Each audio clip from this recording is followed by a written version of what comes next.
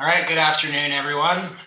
My name is Justin Conley. I will be the presiding judge today. With me are Michelle Faust and Joel Schaefer. They will be your jury. Is everyone ready for trial? Yes, Your Honor. Being yes and not hearing no. All right, if there are any video recorders who are present and recording this stream, you cannot do so unless both teams have approved the taping of the round. So please cease doing that until you receive approval from both teams. The Colorado Bar Association may be taking photographs of the competition during the round, and team participation in the state tournament grants automatic permission and the use of these photos by the Colorado Bar Association. Anyone who is currently in the gallery who is connected with teams and not competing in that round, so for example, student members and coaches of other schools or the same school but a different team, must leave the courtroom.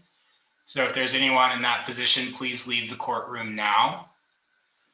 A reminder that no recesses will be allowed with the exception of those granted for a health emergency. If there is a health emergency, please let me know immediately. There especially will not be a recess between the end of witness examination and the beginning of closing arguments. To the scoring panelists, do either of you have any reason to be biased in judging either team? No, Judge. No, Your Honor. Okay. Teams and coaches, a reminder that if there are any disputes arising out of the competition, they must be reported in accordance with the competition rules. Teams, your compliance with time requirements will be considered in scoring individual performances. And then with that, I think we can start having the teams introduce themselves, and we'll begin with the prosecution.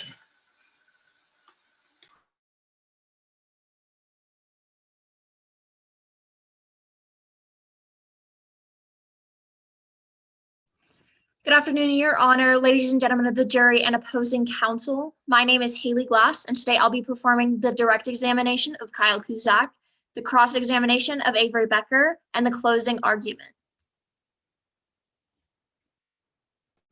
Good afternoon, Your Honor, ladies and gentlemen of the jury, opposing counsel. My name is Julia Flynn. Today I'll be conducting the direct examination of Detective Jordan Markowitz and the cross-examination of Professor Blake Van Owen. Good afternoon, ladies and gentlemen of the jury, Your Honor, and opposing counsel. My name is Kyan Carney, and I will be presenting the opening statement, performing the direct examination of Alex Cifuentes, and performing the cross-examination of Taylor Perkins. At this time, may we ask that our witnesses introduce themselves?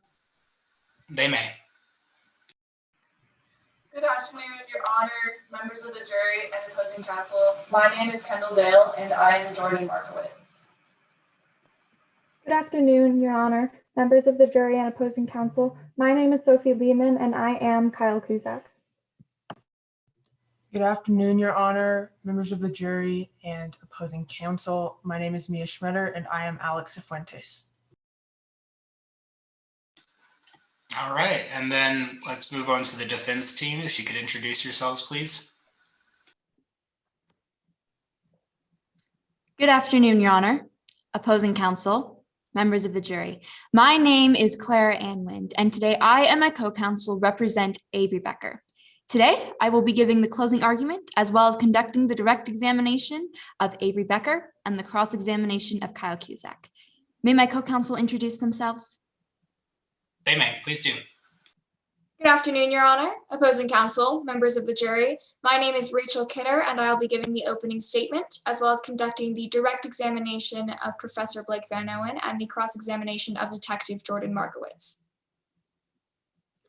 Good afternoon, Your Honor, opposing counsel, members of the jury. My name is Landon Stuckey, and I will be conducting the direct examination of Taylor Perkins and the cross-examination of Alex Cifuentes.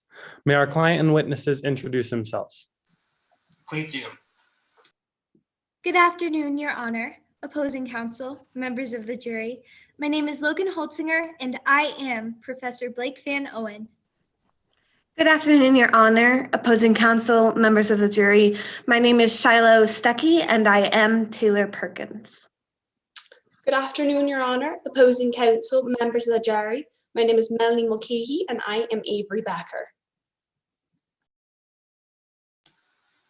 All right, thank you for the introductions. I don't think I said my name is Justin Conley. I'll be the presiding judge. Do we have any preliminary matters? I apologize. Let me start by swearing everyone in, actually. So we'll begin with the team members. If you could turn your video on and please raise your right hands. All right, team members, do you promise that the presentation you are about to give will faithfully and truthfully conform to the facts and rules of the mock trial competition? If so, please say I do. I do. All right. Let's move on to the witnesses. If you could please turn on your video and raise your right hands. Witnesses, do you promise that the testimony you're about to give will faithfully and truthfully conform to your witness statements, that you will not add material facts or opinions which are not contained in the case problem, and that you will follow the rules and procedures of the mock trial competition? All right. Gallery members, if you could please turn on your video and raise your right hands. Do you promise to represent yourselves as positive role models and to behave in a manner that exemplifies ethical and professional sportsmanship during and after this mock trial round? If so, please say I do. I do. Thank you. And then scoring panelists, please turn on your video and raise your right hands. Do you promise to adjudicate the mock trial competition as fairly and objectively as possible in accordance with the facts, procedures, and rules of the mock trial competition? I do. I do. All right. Now I think we can ask if there are any preliminary matters to take up. Yes, Your Honor, the prosecution has a few preliminary matters. Okay, please go ahead. First, we ask that any remaining time from closing arguments be reserved for rebuttal. Please ask that at the time of closing, but we will do so. The prosecution also asks for permission for trial technicians to display exhibits on the screen for the purpose of entering them into evidence. That will be granted for both sides. And we ask that as exhibits are initially displayed on the screen, the prosecution asks that it would be recognized that this is just to display the exhibit to the witnesses and to opposing counsel, and not to the jury members until they have been entered and published. The exhibits will not be constructively published to the jury until they are properly admitted and that is requested for both sides. And lastly, the prosecution asks that since we do not have a timekeeper available, that opposing counsel, if they are willing, keep time for both sides today. Opposing counsel? We are willing, Your Honor. Okay, thank you. Is that all from the prosecution? Yes, Your Honor. From the defense, any preliminary matters? Yes, first, and we would like everything that has been granted to the prosecution to be granted as well to the defense. It is. Second, we would ask permission to publish immediately and not have to ask permission for that once an exhibit has been admitted into evidence. I suppose that's fine. Neither side has to ask for permission to publish then. And third, we ask that the timer be stopped in the, we ask that the timer be stopped in case of any technical difficulties and that time not count towards either side. I'll take that up on a case-by-case basis. If it results in a significant delay, I'll ask that the time be stopped.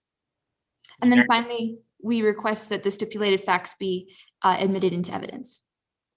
The stipulations will be admitted. Please refer to them throughout the course of your presentation if you're relying on a stipulation. Yes, Your Honor. We have nothing further. Okay. One final matter is, if there are technical issues, will the jury please interrupt the proceedings and let us know if you can't see or hear any witness or attorney. Will do, thank you. And I will do the same. And as I said before, if we run into technical issues, I'll ask that the time be stopped if it causes a significant enough delay while we resolve those. All right, is there anything else? Hearing nothing, I think we can move to opening statements from the prosecution. Would you like to make one? Yes, Your Honor. Okay. May I proceed? You may. May it please the court, Your Honor, opposing counsel, and ladies and gentlemen of the jury. Good afternoon. My name is Kyan Carney, and along with my co-counsel, Haley Glass and Julia Flynn, we represent the people of Colorado. Coach Brackman was a talented litigator and an amazing mock trial coach. He gave much of his billable time to the Colorado high school mock trial kids. He worked hard and expected the students to follow his lead. Avery Becker, the defendant, was a natural lawyer, slick, aggressive, and did not have to work hard at acting on the mock trial team. She was a member of the Colorado high school mock trial team and had led her team to state her junior year. When senior year came, the ongoing disputes between Coach Brackman and Avery Becker about being late, not working hard enough, and never preparing began to get bigger. Then, a month before the regional tournament, due to Avery's lack of preparation and always being late, Coach Brackman bumped Avery down to the B team. Then, Avery's best friend, Taylor Perkins, quit mock trial so that Avery could get her spot back on the A team. At regionals, Avery was rewarded with the Best Attorney Award.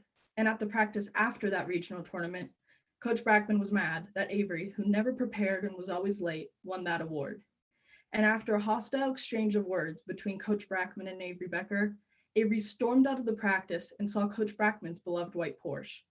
With pen in hand, she wrote, "Worst Attorney Award," right on the side of his car. The obvious consequence of this act got Avery kicked off the team for good.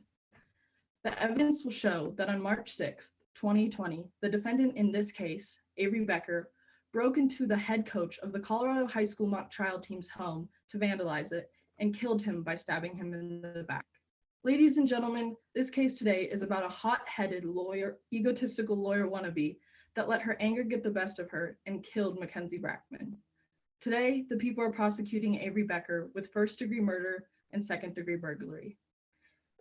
The elements of crime of murder in the first degree felony murder are that the defendant in the state of Colorado, at or about the date and place charged, acting alone or with one or more persons, committed or attempted to commit second-degree burglary, and in the course of or furtherance of the crime of second-degree burglary, that the defendant was committing or attempting to commit, or in immediate flight therefrom, the death of a person other than one of the participants was caused by anyone. The elements of crime of second-degree burglary are that the defendant in the state of Colorado, at or about the date or place charged, knowingly broke an entrance into, entered unlawfully in, or remained unlawfully and after an lawful or unlawful entry in a dwelling with intent to commit therein the crime of criminal mischief against another person or property. The evidence you will see today will show, beyond a reasonable doubt, that Avery Becker was in fact a hot-headed lawyer wannabe and cold-blooded killer. Today, the prosecution will prove the case with 3 witnesses: Detective Jordan Markowitz, Kyle Kuzak, and Alex Cifuentes. First, you will hear from Detective Jordan Markowitz, the homicide detective with the Denver Police Department. Detective Markowitz, a highly specialized and experienced detective, will testify to their knowledge of Avery Becker as being guilty. Then you will hear from Kyle Kuzak, a Colorado Bureau of Investigation certified crime scene reconstruction investigator. Kyle Kuzak, a highly experienced crime scene investigator, will testify to Avery Becker's burglary and murder. And lastly, you will hear from Alex Cifuentes, an acquaintance of Avery Becker and fellow mock trial team member. Alex Cifuentes will stack the deck for reasons to believe that Avery Becker was the murderer of Mackenzie Brackman. Then the defense will bring up a private investigator, the best friend of the defendant, and finally the defendant. First, Blake Van Owen, a private investigator, professor, and expert witness in police practices. Then Taylor Perkins, the best friend of Avery Becker, giving them a motive to lie for the defendant. And lastly, Avery Becker, the hot-headed and cold-blooded killer and the defendant in the case here today, who is responsible for the killing of the mock trial head coach, Mackenzie Brackman. Now, ladies and gentlemen of the jury, after you have heard all the evidence today, we would ask that you find the defendant guilty as charged for first-degree murder and second-degree burglary, and that Avery Becker killed Mackenzie Brackman, leaving him in cold blood due to her hot-headedness. Thank you. All right, thank you. Would the defense like to present an opening statement? Yes, Your Honor. Please proceed. Don't judge a book by its cover. That applies to this case as well. The prosecution just showed you a book with an interesting cover. A high school mock trial coach murdered by an upset team member. However, at this trial, we will open this book for you and show you that the pages are garbled and illegible because the evidence does not support the cover. The title of this book should be, "We Have to Blame Someone." However, members of the jury, that is never a reason to charge an innocent person with murder. Good afternoon, members of the jury. My name is Rachel Kidder, and I, along with my co-counsel, represent Avery Becker, a college student who's been falsely accused based on inaccurate evidence from an incomplete investigation by an incompetent detective. By the end of this case, you will be able to see just how bad the story under the cover is. Today, you will hear about Mackenzie Brackman's death, but you will hear nothing of my client's involvement because she did not kill Mr. Brackman. And the person who might have committed this crime wasn't even investigated by the police. Mackenzie Brackman was found deceased in his home on March 6, 2020. He was a criminal defense attorney and a volunteer mock trial coach. The police almost immediately focused the investigation on a high school student on Mr. Brackman's mock trial team, our client Avery Becker. She'd been kicked off the team and the police believed that that is enough motive for murder. The lead they refused to follow, the pages of this book that would have made it fact and not fiction, pointed not to our client, but to someone who had a real motive to harm Mr. Brackman. As the judge will instruct you at the end of this case, it's the prosecution that has the burden of proving beyond a reasonable doubt that Avery Becker committed second-degree burglary and first-degree murder. Beyond a reasonable doubt, members of the jury, let that sink in. By the end of this case, to decide my client is guilty, you must not have a single reasonable doubt about any of the elements of either of these crimes. We believe the prosecution cannot meet this burden. The evidence will show that Mr. Brackman and our client did not like each other. We agree they didn't have a good relationship, but that is a far cry from being willing to murder. The prosecution will try and tell you that Ms. Becker was planning on vandalizing Mr. Brackman's house. Members of the jury, we will prove to you that is not true, but the most important thing is that during the murder, Avery Becker was with her friend, miles away from the Brackman home. There will be no evidence she had ever even been to the Brackman home. Ms. Becker and Mr. Brackman had a falling out. After a mock trial practice, Ms. Becker accidentally caused permanent damage to Mr. Brackman's car. She then went to the office and tried to apologize to him, not to harm him. The prosecution will try and tell you she was really planning on vandalizing his house. Members of the jury, we will show you this is not true. We will first call Professor Blake Van Owen, who will testify that the police chose the desired outcome before they started the investigation, rushed the investigation they actually conducted, and didn't even look into someone with much greater motive. This person was full of rage and wanted revenge because Mr. Brackman lost the criminal case that sent their father to prison for life on the charge of murder. This person was never considered during the police's investigation. Next, we will call Taylor Perkins, who will testify that she was with Ms. Becker the entire day of the murder. Their stories will match down to the minute. And finally, we will call our client Avery Becker. She will testify that she was with Ms. Perkins the entire day of the murder. She will also testify to her poor relationship with Mr. Brackman, and she will admit to her mistakes, but she will testify she had no desire to harm Mr. Brackman. She was with Ms. Perkins the entire day, and her cell phone was stolen the day prior to the murder. Any messages or cell phone data coming from that phone did not come from our client, members of the jury. The prosecution, on the other hand, will call the detective whose rushed investigation accused the wrong person, the person who stole our client's cell phone, and a crime scene reconstructionist whose testimony about cell phones is so contradictory, you won't know what to believe by the end of her testimony. Members of the jury, after you have heard this case, we believe you will agree. The police did not investigate the right person, and Avery Becker had nothing to do with this crime. That is why at the end of this case, we will ask you to find Ms. Becker not guilty of murder and expose this case for what it really is. Just another interesting cover. Thank you. Thank you, defense counsel. Does the prosecution have their first witness? Yes, Your Honor. The prosecution calls Detective Jordan Markowitz to the stand. Okay, you may proceed. Detective, would you please state your name and spell your last for the record? Yes, my name is Detective Jordan Markowitz, Markowitz. And what is it you do for a living? I'm a homicide detective with the Denver Police Department. I've been in the department for 13 years, and I've been a detective for the past 7 years. Do you have any specializations at the department?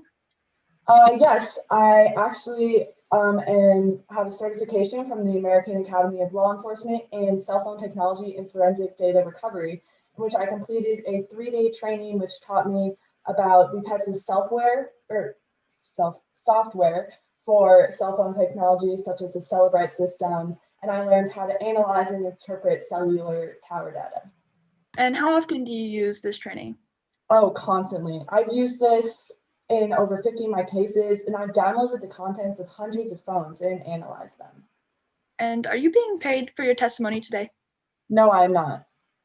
Your Honor, at this time under Rule 702, I move to enter Detective Jordan Markowitz as an expert in cell phone technology and forensic data recovery on the grounds of her extensive field experience and training. Any objections? No objections, Your Honor. She would be admitted as an expert. Now, Detective, how are you related to the case at hand today? I was assigned the case of the death of Mackenzie Brackman on March 6th of 2020. And would you please describe the events of March 6th? Yes, so a passing motorist had seen someone passed out on the front porch of the residence of Mackenzie Brackman, to which the paramedics responded to the scene, finding that Mackenzie Brackman was dead, and so myself and a few other officers responded to the scene. And what did you find when you arrived at the scene? Well, at the scene, we saw Mackenzie Brackman laying face down in a pool of his own blood with a large knife just past the body. What kind of evidence did you collect during your investigation? Well, we have pictures of the body and the murder weapon at the crime scene. We have cellular data records of Avery Becker's phone on the day of the crime, too. And turning to these crime scene photos, would you recognize these photos if you saw them? Yes, I would. Your Honor, at this time, I ask permission for my trial attorney to display exhibits 1, 2, 3, and 4. You may.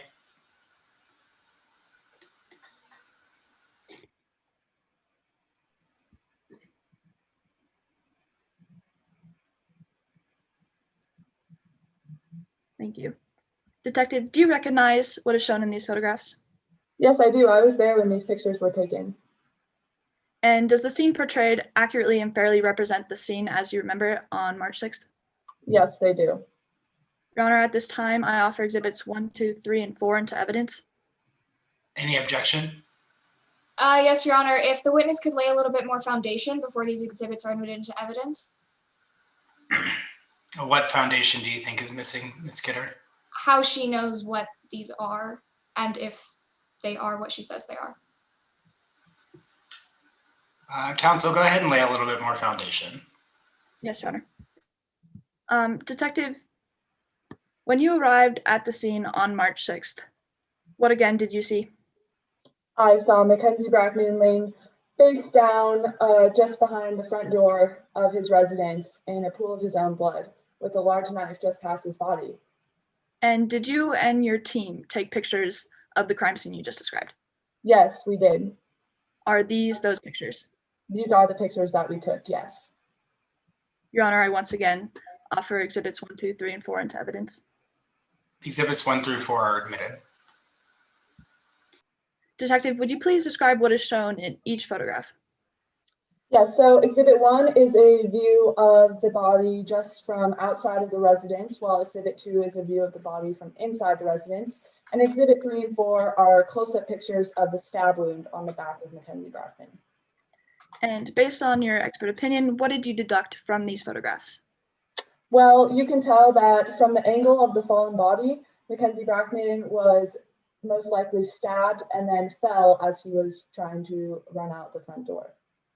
And was there anything else surrounding Mr. Brackman's body at the crime scene? Yes, the large knife. And could you tell where this knife came from? Well, there was a partially open kitchen drawer in the kitchen and a knife block with a missing slot also on the kitchen counter. Were there any expensive items missing from Mr. Brackman's house? You know, the house was in not relative disarray. There was only a broken plate on the floor and there were no expensive items missing, such as a laptop or a nice TV, indicating that this was a failed robbery. Objection, Your Honor. Outside the scope of this witness's expertise, I believe prosecution admitted her as an expert in cell technology and forensic data recovery, but not in criminal investigations. Response? Your Honor, I believe this qualifies as forensic data recovery and general police practices during the investigation of this crime scene, and therefore my witness can testify to it. Response, Your Honor. You may reply. She was testifying as to a conclusion she reached based off of the evidence that was collected. So yes, this would be under forensic evidence, but not the conclusion that she was specifically testifying to. That is outside of the scope of the expertise they offered her in. I'm going to overrule the objection respectfully, and I'll find that the conclusion she reached, since she laid out the facts that she based it on, are not necessarily the purview of expert testimony. You may proceed. Thank you, Your Honor. Detective, based on your experience and previous testimony, what was your expert conclusion regarding the state of the crime scene? Well, based on the evidence, you could tell that Mackenzie Brackman likely interrupted an intruder, grabbed a knife, and the intruder somehow got a hold of the knife, stabbed Brackman, and Brackman tried to run out the front door, but then fell. And what other kinds of evidence did you gather outside of the crime scene? Well, after I visited Brackman's house, I immediately downloaded the contents of his phone. And did you find out anything about the personal life of Mr. Brackman? Yes, I found out that Mr. Brackman was the coach of a mock trial team for Colorado High School. And did you contact anyone related to Mr. Brackman, including the students on his mock trial team? Yes, I immediately contacted Alex Cifuentes after the school gave me the contacts of the students, in which Alex Cifuentes informed me of a member of the team. Objection, Your Honor, hearsay. Response?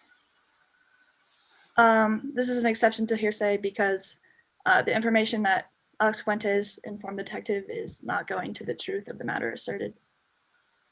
I think the witness should finish the answer, and if the counsel finds it necessary, they can re-raise the objection. I will re-ask the question. Detective, did you receive any information from? Yes, I did receive information. He had informed me of Avery Becker, a member of the mock trial team, who had vandalized Brackman's car. Your Honor, I still believe that this is hearsay. Response? Your Honor, I'm just describing the detective's investigation and her process in contacting the students. I'm not offering this for proof of Mrs. Becker actually vandalizing the car or not. I'll respectfully overrule the objection, finding that the statements being made are being made to explain the investigation. Detective, did you contact any of the other students after Alex Fuentes? Yes, excuse me. After learning this information from Alex Fuentes, I contacted Avery Becker, to which her lawyer responded to me saying she would Objection, not Your Honor, hearsay.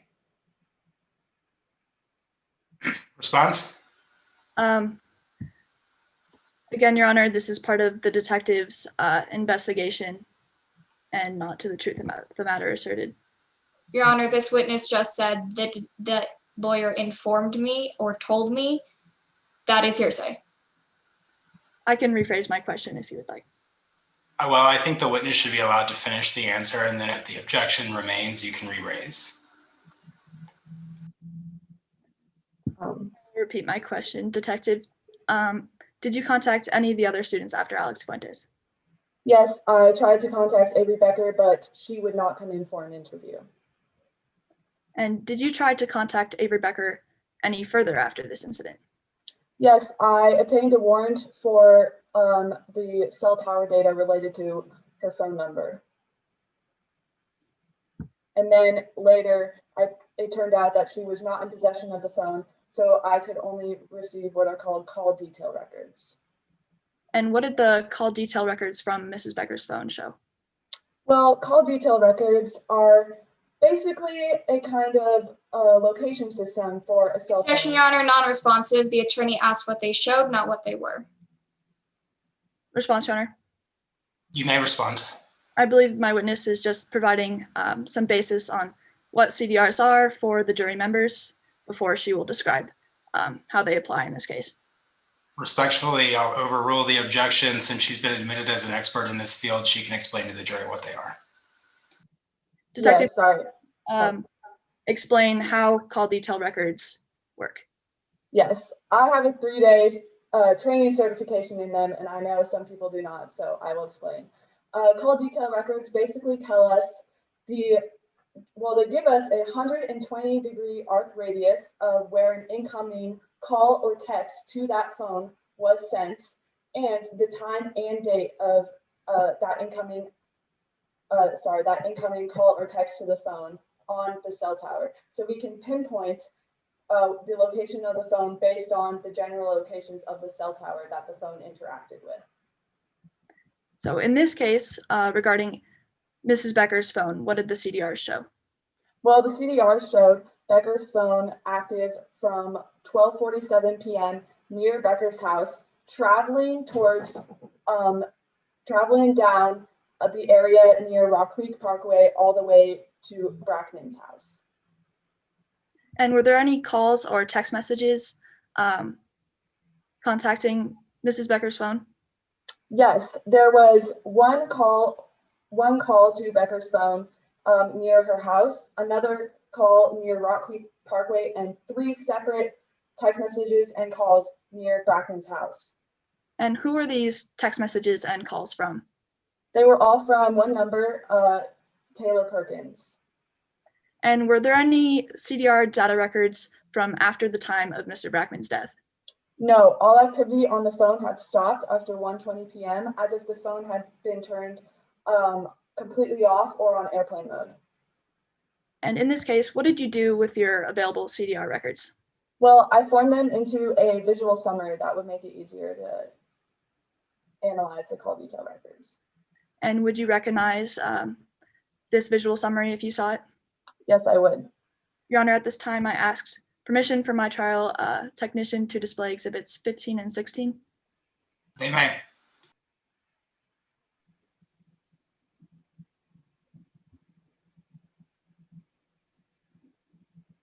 Thank you. Detective, do you recognize exhibits 15 and 16?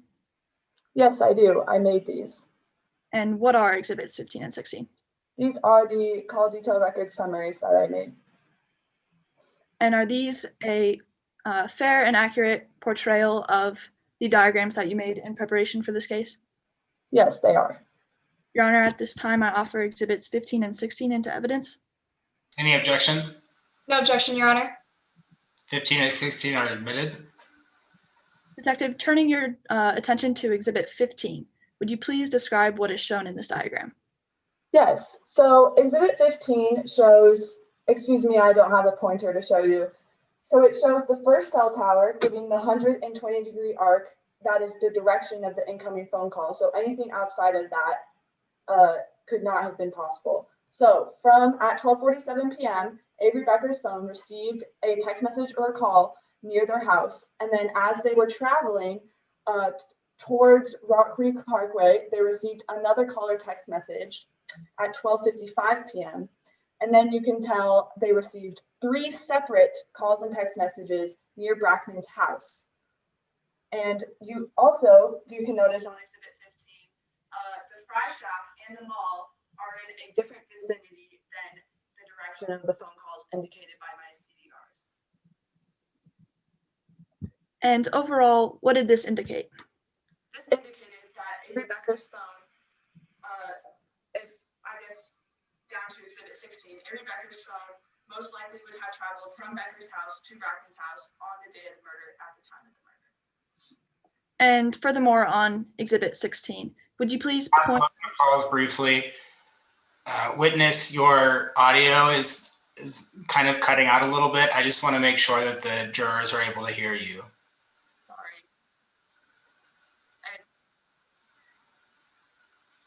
I think it may help if you just speak up. Okay, I will try my best. Thank you. Sorry. Okay. Please.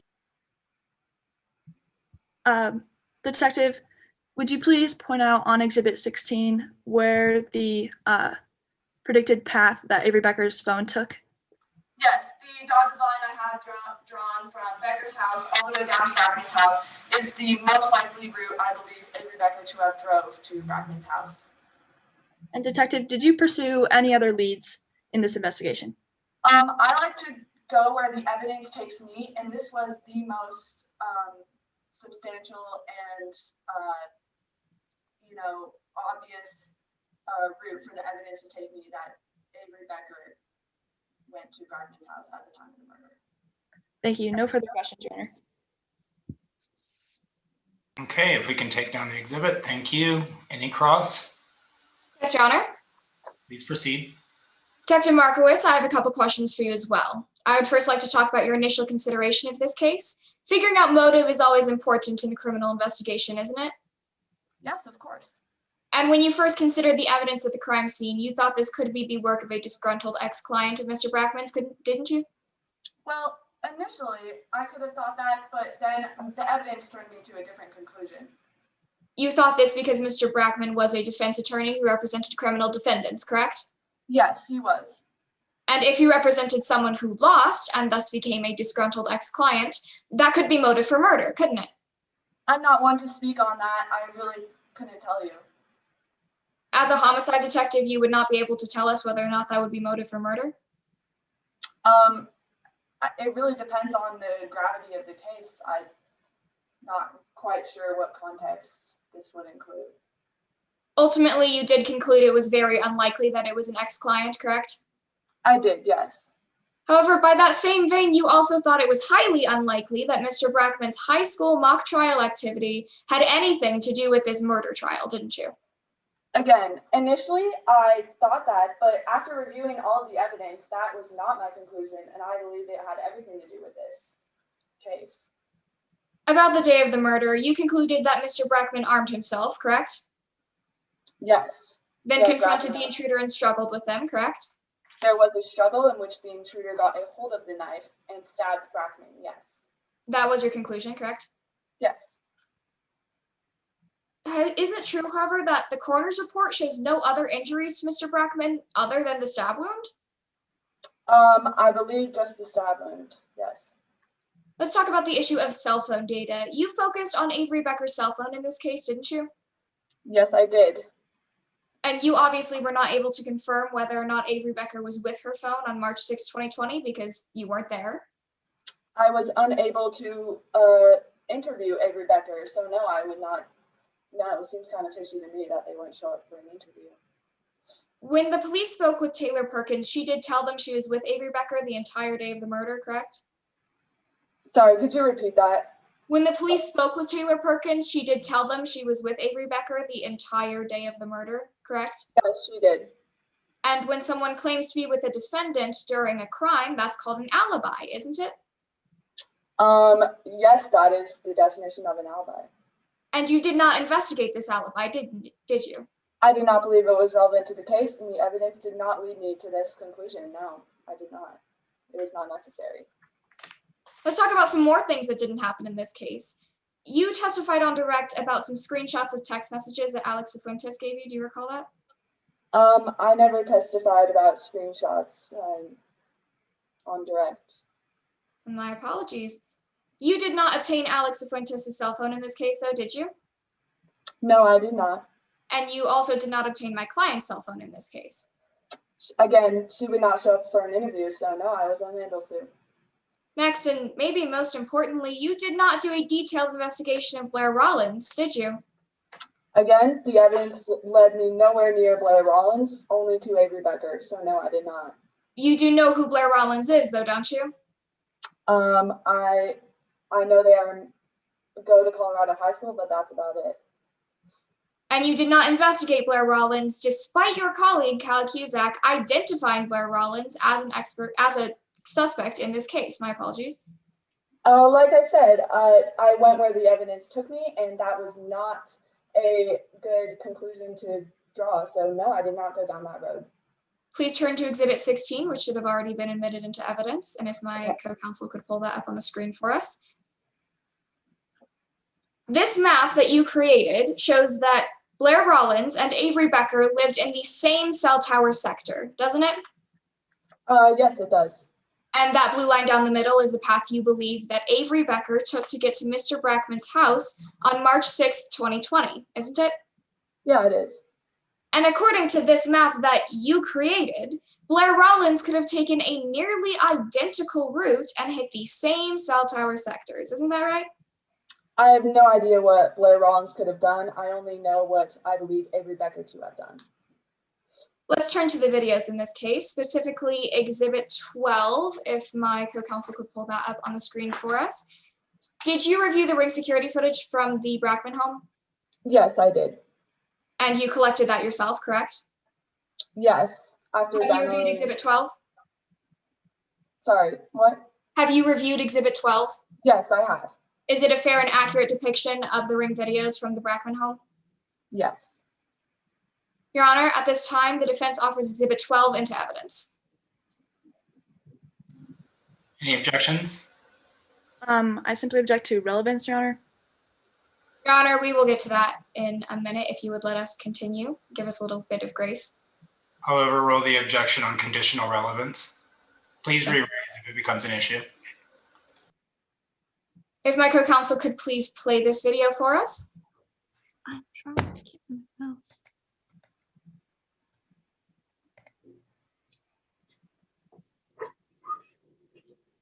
Detective Markowitz, in this video, do you see the intruder looking into the home before they enter?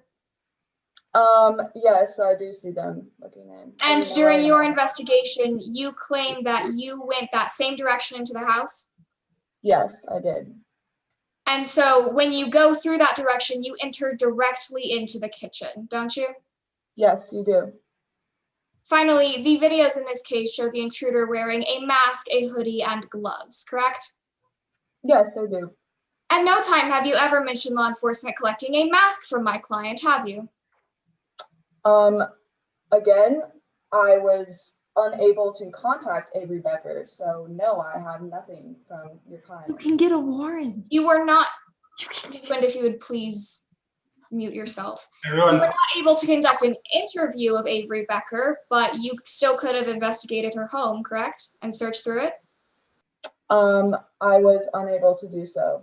So no, I did not do that. So at no time have you ever mentioned law enforcement collecting a mask from my client? There was no mask collected, no. Objection. And at no time have you ever mentioned law enforcement collecting a hoodie from my client? Pause. I believe there's an objection, Ms. Flynn. I would just like, once again, to re-raise the relevance objection. Is this the relevance objection to the video? Yes, Your Honor, and the contents of the video regarding the mask. Reply. Your Honor, it is my opinion that this objection has been waived since opposing counsel waited so long, but I can respond if you would like me to. I would like you to respond, please. It is our position that if someone were to go in through the sliding glass door, they would be able to see directly into the kitchen, as we have established with Detective Markowitz. And the prosecution's theory is that Mr. Brackman grabbed a knife, armed himself, confronted the intruder in the kitchen, and struggled with them. So if the intruder looked through this sliding glass door before entering into the kitchen, they would have seen Mr. Brackman with a knife and would have been able to turn around and run before engaging in a struggle and accidentally killing Mr. Brackman. I'm going to respectfully overrule the objection, especially because it's video taken from the time around the crime and the area of the crime. So I'm going to find it relevant. You may continue. Detective Markowitz, at no time have you ever mentioned law enforcement collecting a hoodie from my client?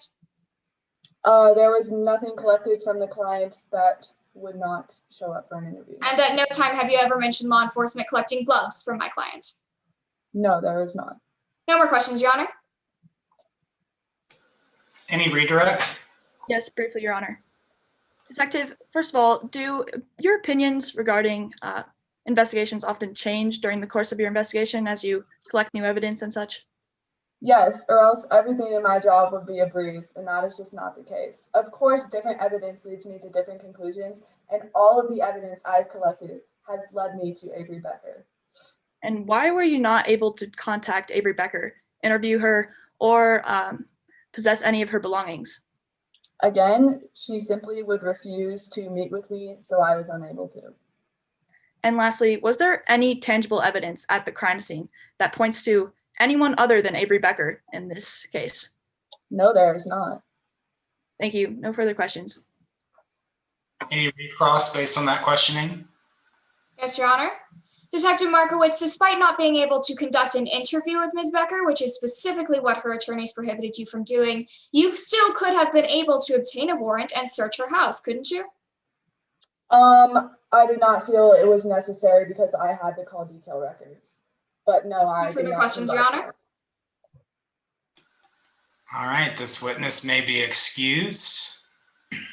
Prosecution, do you have any other witnesses you wish to call? Yes, Your Honor. The prosecution would like to call Kyle Kuzak to the stand.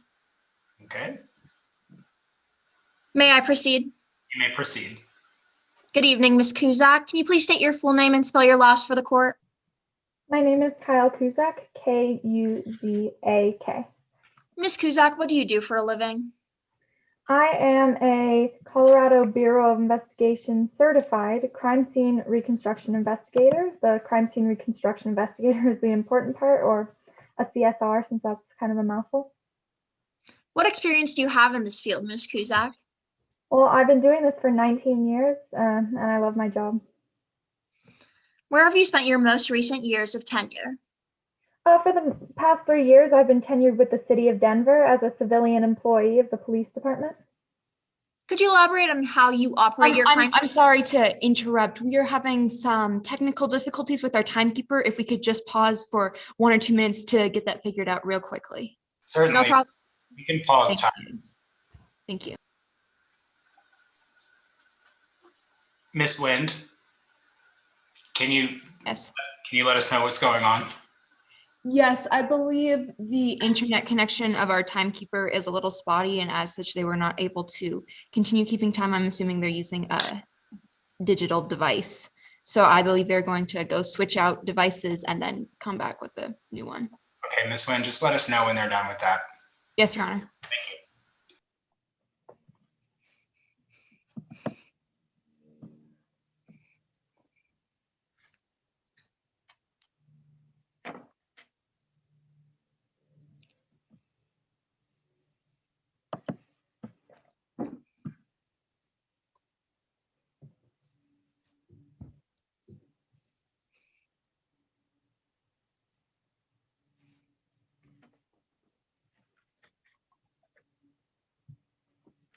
Okay, I believe they're re-entering the Zoom call right now.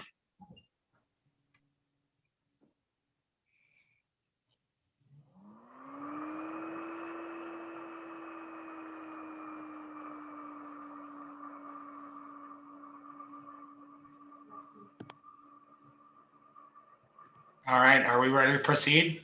Yeah. Yes, Your Honor. Okay, can we start time and proceed? Ms. Kuzak, just to reiterate the question that I asked you previously, what experience do you have in this field? Like I said, I have 19 years of experience. I love my job. I've spent my last 3 years with the city of Denver as a civilian police officer. And Ms. Kuzak, how do you operate your crime scene reconstruction? Well, I approach it with 2 key principles. First, I assume that every case is going to trial, so I conduct a very thorough and comprehensive investigation based off of that. And second, I collect all evidence with a mindset of future reconstruction so that it's easier to put everything together.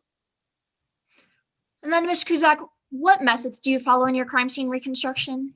Well, I follow a 5-step method that's commonly used by all CSRs. First is recognition and documentation. Second, collection of evidence. Third, evaluation of that evidence. Fourth, hypothesis and testing. And fifth, reconstruction.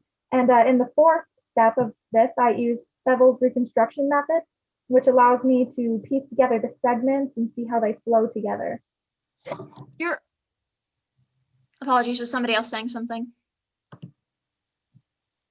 Your Honor, at this time, due to her extensive years of experience and her certification, I would like to enter in Ms. Kuzak as an expert witness in the field of crime scene reconstruction and investigating under Rule 702. Any objections? No objection, Your Honor. All right, she will be admitted as an expert. Please proceed. Moving forward, Ms. Kuzak, what evidence did you review in preparation for this case? Well, I reviewed all the police reports, all the photographs, all the videos, the ring security videos, and I was able to be there at the scene of the crime and investigate it. Did you find any further evidence once you were inside of the house for your investigation? Yeah, when I went inside the house, I saw scuff marks just inside the back sliding glass door. Was there anything else once you were inside? I also found a knife that was a knife block with a knife missing, an open drawer, and a broken plate. Ms. Kuzak, I would now like to direct your attention to Exhibit 8, if I could have my trial technician share their screen with this exhibit. They may.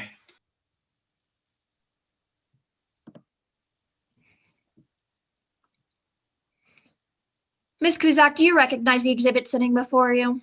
Yes, I do. This is the very same knife block I was just talking about.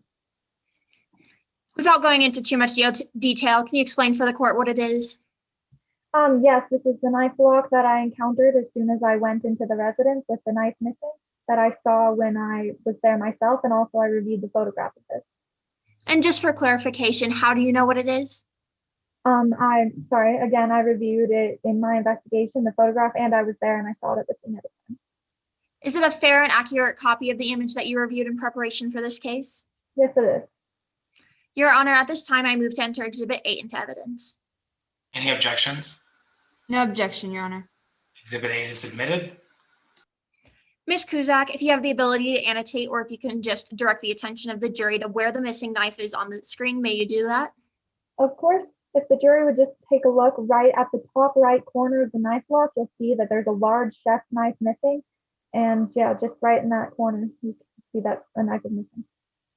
Ms. Kuzak, in your expert opinion, what did you believe was the significance of this?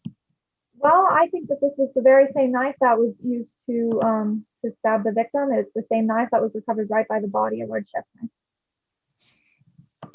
My trial technician can stop sharing their screen now. Ms. Kuzak, did you evaluate anything further outside of the investigation within the house? Yes, I was also able to view the coroner's autopsy report. If you were to see an image of this autopsy report, would you recognize it? Yes, I would. I would now like to direct your attention to Exhibit 19 if my trial technician is able to share it for you.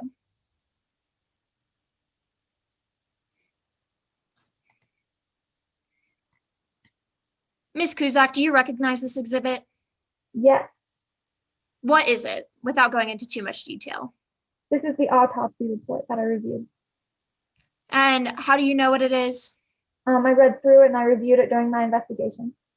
And is it a fair and accurate representation of the autopsy report that you reviewed? Yes, it is. Your Honor, at this time, I move to enter Exhibit 19 into evidence. Any objections? Yes, Your Honor. I object on the basis of lack of foundation as well as hearsay. Response? Your Honor, if I may respond to the hearsay objection first, this falls as an exception to hearsay under Rule 8038, public record. As for lack of foundation, I believe we've made it quite apparent that Ms. Kuzak reviewed this record in preparation for this case and is very familiar with it. Any reply? Yes, Your Honor. This is a hearsay document. This witness did not make this report, although they reviewed it. They do not have enough personal knowledge to display a good foundation for the admittance of this exhibit. It is also hearsay because although that exception for public records sets out if you have personal knowledge about that, this witness does not, and therefore that exception does not apply, and it is a hearsay document. I'm going to respectfully overrule the objection and find that this is a public record and that the witness has testified that she's reviewed it and thus has personal knowledge. Exhibit is admitted. Moving forward, Ms. Kuzak, can you explain to us what is indicated by the coroner's report? Well, the coroner's report tells us several things. First, it tells us that the victim was only stabbed once, which we can tell because the knife blade initially lodged partially in the victim's scapula, commonly known as the shoulder blade, which would have made it very hard to pull out. Additionally, it establishes that the knife blade had been inserted facing partially forward and toward the victim's scapula.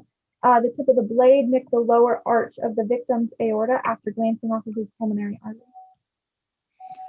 Ms. Cusack, did the physical evidence at the crime scene help you to draw any conclusions? Yes, it seems quite apparent to me that the victim must have been alerted by the ring security system or otherwise by the noise that the victim was making, or the noise that the intruder was making as the intruder approached the front door and went around to the back. In your expert opinion, what do you believe happened after the victim was notified of an intruder? Well, as any logical person would, the victim probably panicked and looked for a defensive weapon, and he would have gone over to the knife drawer, and he likely took the large chef knife from the knife block, and then would have likely confronted the intruder when the intruder entered the back door, and a struggle would have ensued. And then referring back to the autopsy report that we were previously talking about, how did this record assist in concluding about how the victim was stabbed? Well, the position of the stab wound in the victim's body would be consistent with the intruder being very close to the victim, probably being held or constrained in like a bear hug sort of fashion, with the intruder reaching around the victim to stab him in the scapula. The horizontal nature of the knife wound also lines up with this. Thank you, Ms. Cusack. I have no further questions, Your Honor. Cross-examination? Yes, Your Honor. You may proceed. Ms. Cusack, I have just a couple questions for you as well. Now, first, while we don't dispute your qualifications to testify today, it is true that you are not a certified police officer, right? No, I just love crime scene investigation. That's all I'm here to do. Just look at the crime scene. Objection, Your Honor. I feel like this question would have been relevant on voir dire, not on cross-examination. Response? Your Honor, I just stated that I'm not disputing her qualifications. I'm just clarifying what she is. She is not a police officer. I will respectfully overrule the objection and find that the counsel can inquire into the basis of her expertise and the limits of that expertise. So just to be clear, Ms. Cusack, you are not a police officer, right? Yes or no? No, I never claimed to be. I just love Reconstruction. I love investigating. I love getting to the truth of the matter, just looking at the evidence, being there at the crime and figuring out what really happened. So you've not gone through law enforcement training or received certification, right? I think that the training for a CSR is much more rigorous than actually. Ms. Cusack, that was not my question. My question is whether or not you received training. Yes or no, please? I didn't receive training as a police officer, no, because I'm not a police officer. Going to continue. We also heard that you visited the crime scene only after it had been processed and the body removed, right? I don't see how the body adds to the crime scene, but yes, that is true. And I want to go over some of the evidence that the police don't have in this case that is sometimes discovered in criminal investigations. First, we don't have facial identification for the intruder because he or she was wearing heavy clothing and a mask, right? Yeah, that's true. And nothing in this investigation says anything about whether you retrieved that clothing or that mask from my client, does it? I don't believe that we retrieved any of the clothing, no. Second, nothing in this investigation shows that fingerprints were removed from the scene, right? No, but that's actually quite common. And DNA was not removed from the scene either, right? No, but like I said, again, very common. A lot of commoners believe that there's tons of DNA to be found at scenes, but that's just not the case. And there's plenty of other evidence to go based off of. We also have no eyewitnesses though, right? And not that I believe. Adding all these up, there is no physical evidence at the scene connecting my client to this crime, is there? I guess if that's how you're defining physical evidence, I'd have to agree with you, but there's plenty of other evidence, more than enough. Now, let's discuss some of the theories that you made in your investigation. First, you theorized that there was a struggle between Mr. Brackman and the intruder based solely on the presence of some scratch marks and a broken plate, right? Scuff marks, and yes, and there was also an overturned chair. And as we just discussed, you theorized that Mr. Brackman struggled with the intruder. Isn't it true, however, though, that there were no other injuries to Mr. Brackman other than the stab wound, right? There were no defensive injuries. Well, yeah, it would have been a brief struggle, yes. And what you have previously stated is that the intruder and the victim were close together, probably in a bear hug sort of position, when the intruder reached over and stabbed Mr. Brackman, right? Yeah, the intruder would have reached around and stabbed him in the scapula. Could you just demonstrate that motion just real quick for the jury? Yes, of course he would. The intruder would have reached around the victim and stabbed him in the scapula, and it seems quite clear to me that that's what happened based on the position of the knife, the horizontal stab wound, the coroner's report that I reviewed in my investigation, all of that.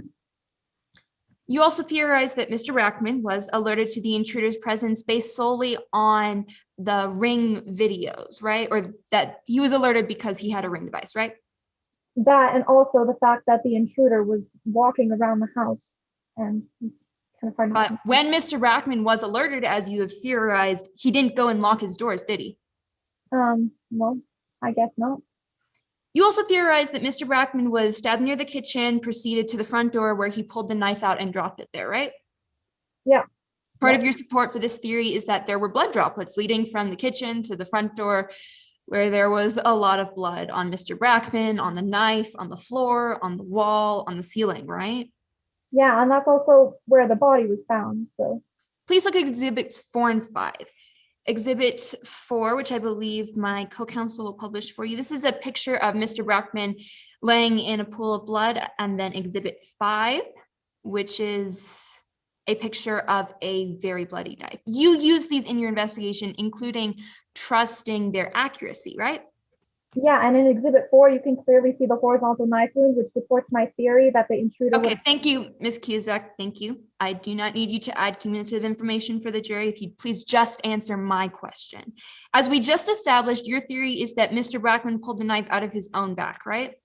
Yeah. But despite all of the blood from the kitchen to the front door and everywhere, can you show me in exhibit 4 where you see any blood on Mr. Brackman's hands or wrists? Well, I guess there isn't any in exhibit 4. And then further in exhibit 5, do you see any bloody fingerprints or handprints on the knife? I wouldn't expect there to be any bloody fingerprints or handprints, but no, so I wouldn't expect there to be. So remembering that Mr. Brackman had just been fatally stabbed, could you demonstrate to the jury how he would have been able to pull that large of a knife out of his own back without cutting himself, and certainly without getting any blood on his hands or wrists? Honestly, it doesn't seem that difficult to me. I don't really see how this puts any hold. Objection, Your Honor. This one's a little late, but I don't believe Exhibit 5 was ever admitted into evidence, so I would like it if we could strike all of the testimony about Exhibit 5. I can admit it into evidence, Your Honor, if you'd like. I agree. I don't believe Exhibit 5 was admitted into evidence. I also agree that the objection is a little bit late. So, Ms. Wind, if you can lay the foundation and admit Exhibit 5, assuming you successfully do that, I will not strike the testimony and allow you to proceed from where you left off. Yes, Your Honor. So, co-counsel, if you could please return to Exhibit 5. Now, Ms. Cusack, you used this photo in your investigation, right? Yes, this is one of the many photos I reviewed. So you know what it is, right? Yes, I do. And you believe it is accurate, right? Yes. Your Honor, Your Honor, the defense would like to admit Exhibit 5 into evidence. Any objections? Yes, Your Honor. I would like to object on the grounds of more prejudicial than probative. If you would like me to elaborate, I can go further into that. You can make your record. There's a ton of blood and gore in this image of the knife, while there is a relatively clean version of the knife that could be used as an exhibit instead in Exhibit 6, rather than having to expose all this blood and gore to the jury members, which could be misleading. Reply. Yes, Your Honor. The prosecution just admitted in their direct examinations 4 pictures of Mr. Brackman's dead body. Why would they not want this admitted but want those admitted instead? Their objection is clearly just because they realize that their witness is incompetent. So I'm going to respectfully overrule the objection. I'm going to find that the prosecution spent some time opening the door and discussing the manner in which this witness believed the crime occurred based on the scene. So I'm going to allow this in as part of that scene. You may proceed. Yes, Your Honor. So, Ms. Cusack, we have established that it would have been difficult for Mr. Brackman to pull the knife out of his own back. And in fact, Your statement is that it would have been very hard for him to pull the knife out because it was partially lodged in his scapula, right? Yes, but as for the earlier part of that question, I didn't really establish it. Yeah, so we established that those were pictures of Mr. Brackman's body and the picture of the bloody knife. I was just wondering, since you had previously demonstrated to the jury, if you could demonstrate again how Mr. Brackman would have been able to pull a knife out of his back without getting any blood on his hands or without cutting himself. Of course, I think that he would simply reach over and pull the knife from behind. I can do it pretty easily on myself and pull the knife out of his back. So you think he would have been able to do that without getting any blood on his hands or wrists? Yeah, I believe so. Finally, Ms. Cusack, you gave an 8-page statement for this trial, right? Yeah, sure. I didn't count, but yeah. And that statement, in your own words, includes everything that you know of that could be relevant, right? I'm sure I included everything that I could remember at that time. And in those 8 pages and 176 lines of testimony, nowhere do you give the opinion that my client, Avery Becker, committed this crime, do you? I thought it was pretty obvious, and I thought it was implied. So nowhere do you give the opinion, right? I mean, not necessarily, but. In fact, in your 8-page statement, nowhere do you even mention Miss Becker's name, do you? No. Objection, Your Honor, asked and answered. Your Honor, this is a different question. I previously asked if she had stated opinion. This is asking about the presence of someone's name. Those are 2 different questions. I'm going to respectfully ask counsel to wait for me to ask them for a response or reply. Prosecution, do you have a reply? I do, Your Honor. I believe she had already asked if the name Avery Becker was mentioned in the affidavit once before, and she's asking that exact same question once again, which my client or my witness already answered. I'm going to overrule the objection and find that it is a slightly different question, but I would wrap it up from here. Yes, Your Honor. This is actually my final question, Ms. Cusack. Just to be absolutely clear, Avery Becker's name appears nowhere in your statement, right? Yeah, as I already said, it does not, but I thought that it was heavily implied. I have no further questions, Your Honor. Any redirect? Yes, Your Honor, just a brief one. May I proceed? You may. Ms. Cusack, is it a common occurrence for there to be a lack of DNA or physical evidence at a crime scene? Yes, it's extremely common. In all of my 19 years of experience, we see this all the time. People who aren't really experienced with my kind of work tend to assume that there's just DNA everywhere. People leave fingerprints everywhere. You know, that's what they show in movies. That's just not what happens. But I think there's plenty of other evidence, way more than enough to make it obvious that Avery Becker is the one who committed this crime. Ms. Cusack, did you receive a mask or a hoodie from any suspect in this investigation, not just Avery Becker? No, and I think that if somebody committed a crime, they would not want to leave their clothing laying around. Moving forward, is it common that in a brief struggle, as you described, between Mr. Brackman and the intruder, that there would be minimal, if not no other injuries except for the fatal one? Yeah, that is common. It's a brief scuffle, and the main goal of the struggle was to get the knife away from the intruder, or get the knife away from the victim, just basically to gain control of the knife. And I don't see how there could have been any other injuries gained from that. They're not trying to inflict any other injuries. So. Ms. Cusack, did you find any value in the ring doorbell videos that opposing counsel mentioned? Objection, Your Honor, beyond the scope of cross. Response, rather. Your Honor, opposing counsel did in fact mention these ring doorbell videos on cross-examination, so I feel it is relevant and I am able to mention them on redirect because of that. Reply. Your Honor, I believe I briefly mentioned them, but I didn't ask the witness to talk about them in any sort of, I'm trying to find my exact question here about the ring doorbells. It was in reference to a different issue, and therefore this question has nothing to do with anything I asked the witness on cross. I'm going to respectfully overrule the objection and find that if you brought it up in your cross, it's fertile ground to bring up at redirect. You may proceed. Ms. Cusack, would you like me to repeat my question? Yes, please. Did you find any value in the ring doorbell videos that opposing counsel mentioned? Yes, I think that the height and the build of the intruder in the videos matches Avery Becker's height and build exactly. And although the ring videos did not give you any indication of precisely who the intruder was? Did your investigation give you any information on that intruder using those videos? Yes, it did. It would show me that the intruder wouldn't have had a knife on their person, so the knife must have been gotten from the victim's house. And additionally, that, like I said, the height and build was the exact same as Avery Becker. No further questions, Your Honor.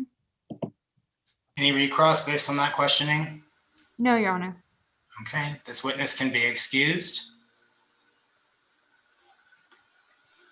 Prosecution, do you have any further witnesses? Yes, Your Honor. At this time, we call Alex Cifuentes to the stand.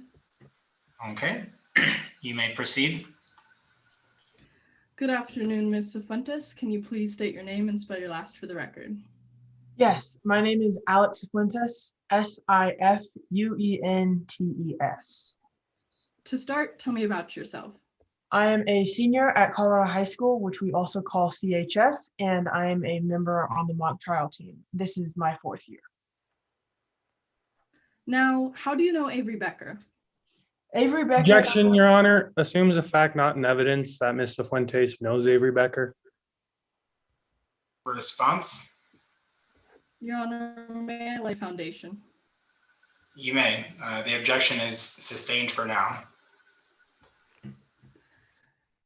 Now, Ms. Cifuentes, who are the members on your mock trial team? Taylor Perkins, well, she used to be on the mock trial team. Avery Becker, and yeah. And how do you know Avery Becker? Well, she also went to CHS with me, and she told me, actually, she was the one who told me to try out for the mock trial team in the first place. So she and I are really good friends. Now, who's Mr. Brackman? Mr. Brackman was a very talented litigator who was also— Objection, Your Honor. Speculation. Response? Is there a response? Sorry, can I hear that again? The objection was speculation, counsel.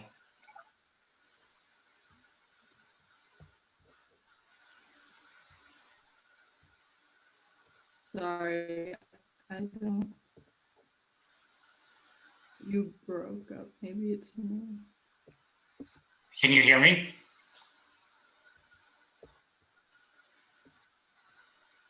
Your Honor, I believe my co-counsel is having technical difficulties. Can we have the timing paused in this instant? Yeah, can we pause the time, please? Ms. Carney? Are you able to hear us now? Oh, it looks like you're muted now. Okay.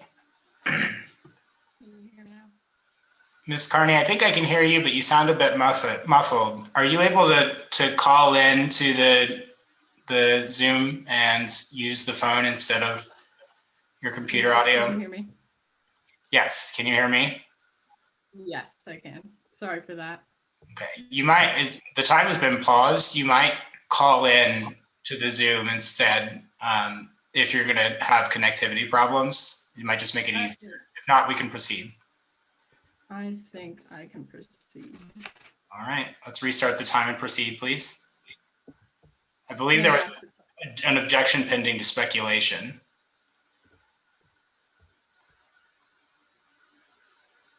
May I re-ask the question? Yes. Ms. Cifuentes, who was your coach for mock trial? My coach was Mr. Brackman. And who was Mr. Brackman? Mr. Brackman was a very talented litigator who was— Objection, Your Honor. Speculation. Objection is speculation. Response? No, Your Honor. Sustained. You may ask your next question.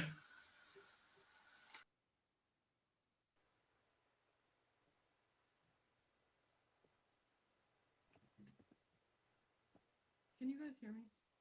I think I just froze. Can we pause the time? Ms. Carney, are you still having trouble?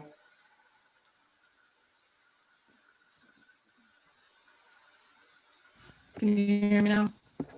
Yeah, again, you're cutting in and out. If you can use the phone to call in, I can try and show you how to do that, or else we may be able to get some tech help. Can you guys hear me now? Yes. Okay, I think if I remain here, this will work. Okay, you can proceed. Ms. Cifuentes, when you were on the mock trial team, what was Avery Becker and Mr. Brackman's relationship? It was a very rocky relationship. Objection, Your Honor, speculation. Response?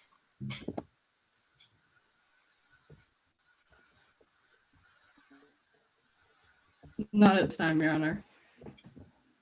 At this point, I'm going to overrule it and give counsel a little bit of leeway to lay foundation for questions. So you can proceed and answer the question. Thank you, Your Honor. Now, Ms. Fuentes, Coach Brackman and Avery Becker, you say in your testimony had a tumultuous relationship and were— Objection, Your Honor. Improper impeachment. A witness's statement should be used to refresh or impeach only. I'm going to respectfully overrule that objection. I think that she was just re-asking the question and happened to use a different word. So please re-ask the question. Ms. Fuentes, you say in your statement that Coach Brackman and Avery Becker didn't really have the best relationship. So can you expand on why they would always argue? Yeah, Avery never showed up to any practices or tournaments prepared, and she was always late too. And so she just wasn't prepared at all. And so she got demoted actually because of that to the B team. And what was Avery's response to the demotion? Avery got super mad. Objection, Your Honor. Hearsay. I don't hear any statements that have been made, so I'm going to overrule it for now, but you can re-raise the objection if it becomes pertinent.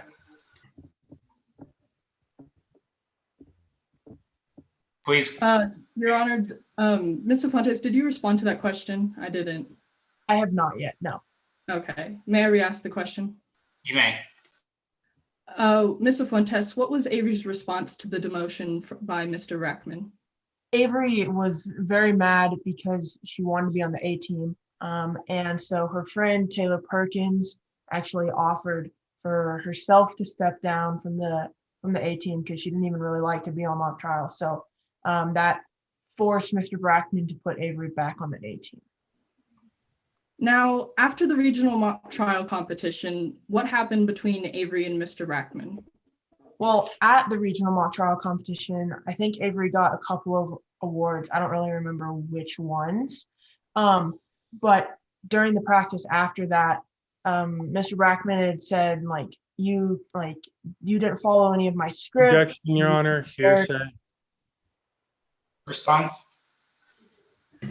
Your Honor, under Rule 803, this is present sense impression because the witness is describing what happened at the practice. Reply. Your Honor, I don't believe this is a present sense impression as this took place later after the regional tournament and there was enough time in between the two events. I'm going to overrule the objection, but on the grounds that it's not being offered for the truth of the matter asserted. You can complete your answer. Ms. Cifuentes, would you like me to repeat the question? Yes, I would. Thank you. So after the regional mock trial competition, what happened between Avery and Coach Brackman? Well, as I said, I think Avery got a couple of awards. I don't really remember which ones at the tournament, but during the practice after, Mr. Brackman and Avery got into a huge argument because Mr. Brackman got mad because she didn't follow any of the scripts and wasn't really prepared and was just talking off her cuff at the tournament. And so she— Objection, Your Honor. Narrative. Counsel, can you ask another question, please? Yes, Your Honor. Now, Ms. Cifuentes, after that practice, what was the incident that Avery Becker did to Coach Brackman's possessions? Objection, Your Honor. Assumes a fact not in evidence. Counsel, can you rephrase the question, please? Yes, Your Honor. Ms. Cifuentes, what was the reaction from Avery Becker after that practice had concluded, after the competition? Avery stormed out of the room with a Sharpie in her hand, and so she went and wrote on Mr. Brackman's white Porsche. And what did Avery write on Mr. Brackman's Porsche? Avery wrote. Objection, Your Honor. Hearsay. The witness did not see this event take place, and therefore it's based on hearsay. The objection is based on hearsay. Is there a response?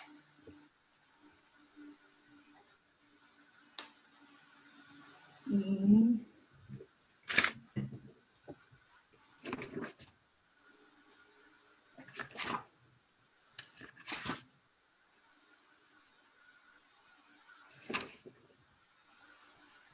No, Your Honor. I'll sustain the objection then. You can ask your next question. Ms. Fuentes, what was the consequence for Avery writing the message on Mr. Brackman's car? Objection, Your Honor. Assumes a fact not in evidence as this incident was just taken out because it's due to hearsay. Response? Your Honor, may I proceed to another question? You can ask your next question.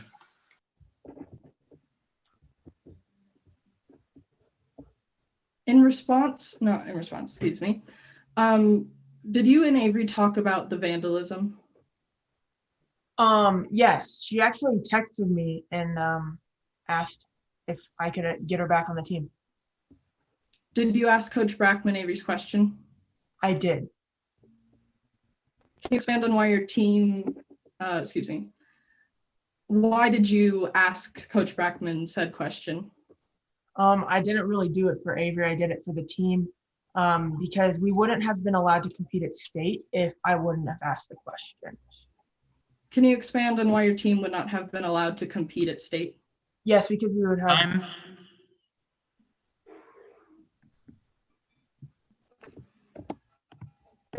Was that time, Your Honor? Time was called, counsel. I believe at this point, we would move to cross-examination. Yes, Your Honor.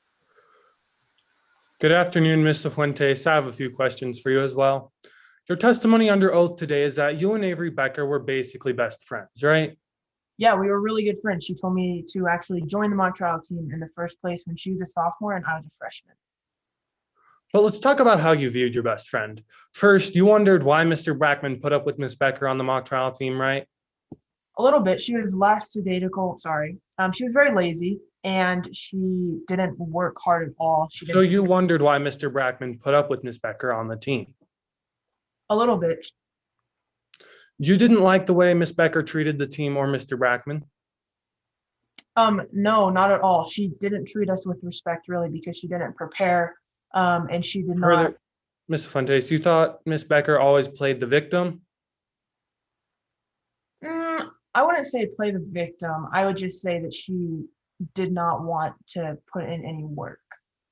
Ms. Fuentes, did you write a witness statement for today's case? I did. Your Honor, may we bring up the witness's statement on the screen? You may. Is this your witness statement, Ms. Fuentes? Yes. And you should be seeing the bottom. Is that your signature? It is. And just above your signature, you say, I have carefully reviewed this statement. It is true and accurate, and it includes everything I know of that could be relevant to the events I discussed. Did I read that correctly? Yes, you did. Now, if you would please direct your attention to page 27, line 23. At which point you said, Avery always played the victim and refused to work hard. Did I read that correctly? Yes, you did. I'm so sorry. I misspoke. I meant to say I did think that she played the victim, but I also specified that I said that she didn't work hard at all. So. Further, Ms. Fuentes, you thought Miss Becker won mock trial awards without any real talent, right? Yes, because she didn't prepare. She just kind of. Ms. Fuentes, for the sake of time, I'd ask you to keep your answers brief. But further, you didn't even want your best friend on the mock trial team, right?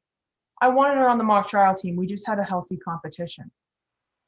But you agreed with Mr. Brackman demoting your best friend to the B team. I did, because she didn't prepare, she didn't work hard, she didn't do a lot of things that were required from the mock trial team. You thought Mr. Brackman should have pressed criminal charges against Ms. Becker for what happened to his car, right? Well, yeah, because it was vandalism. And so But usually Mr. Brackman was too caring and loving. he was a very talented, caring person, lawyer, teacher, coach. You've even accused your best friend of this very crime that she's on trial for today. I did. I will not put myself in a position of protecting my best friend if she did something wrong and she broke the law.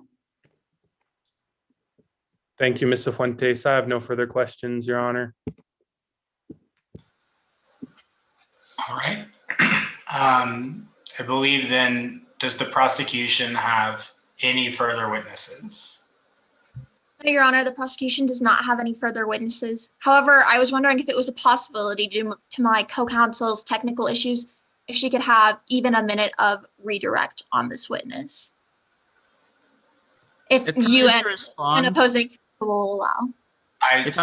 If I may be permitted to respond, because of the technical difficulties, most of them happen during an objection, and I paused the clock for the objection. I paused the clock as soon as we realized that they weren't responding to the question, like if it was frozen. So technical difficulties aside, I feel like the time was accurately represented and it was paused whenever there was a difficulty. Okay, so my understanding then that Team 4 does not agree to an extension of time.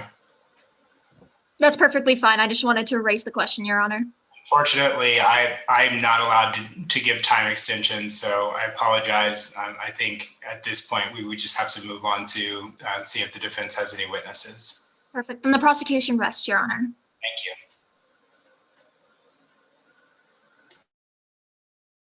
Does the defense have any witnesses? Yes, Your Honor. The defense calls Professor Blake Van Owen. Okay, you may proceed. Good afternoon. Please introduce yourself to the jury. My name is Professor Blake Van Owen. What do you do for a living? I'm a private investigator and college professor. Professor Van Owen, please tell the jury about your educational background. I have a bachelor's degree from the University of Colorado Boulder, which I received in 2005. Later in 2014, I received a master's degree from Ashford University in criminal justice. Please discuss your work history. I began my career as a police officer with the City of Aurora, Colorado Police Department, right out of college. I was with Aurora for about a year, but I ultimately became a private investigator and college professor. What do you teach? I teach a course on police practices and social justice. Professor Van Owen, we will be offering you as an expert in this case. Do you have any previous experience testifying as an expert? Oh, yes. I've testified as an expert in the federal courts of Colorado, Kansas, and Arizona, as well as the state courts of Colorado, Wyoming, Nebraska, and New Mexico. Each time you have been offered as an expert, has a court found you qualified to testify as an expert? Yes. In what areas of expertise have courts found you qualified to testify?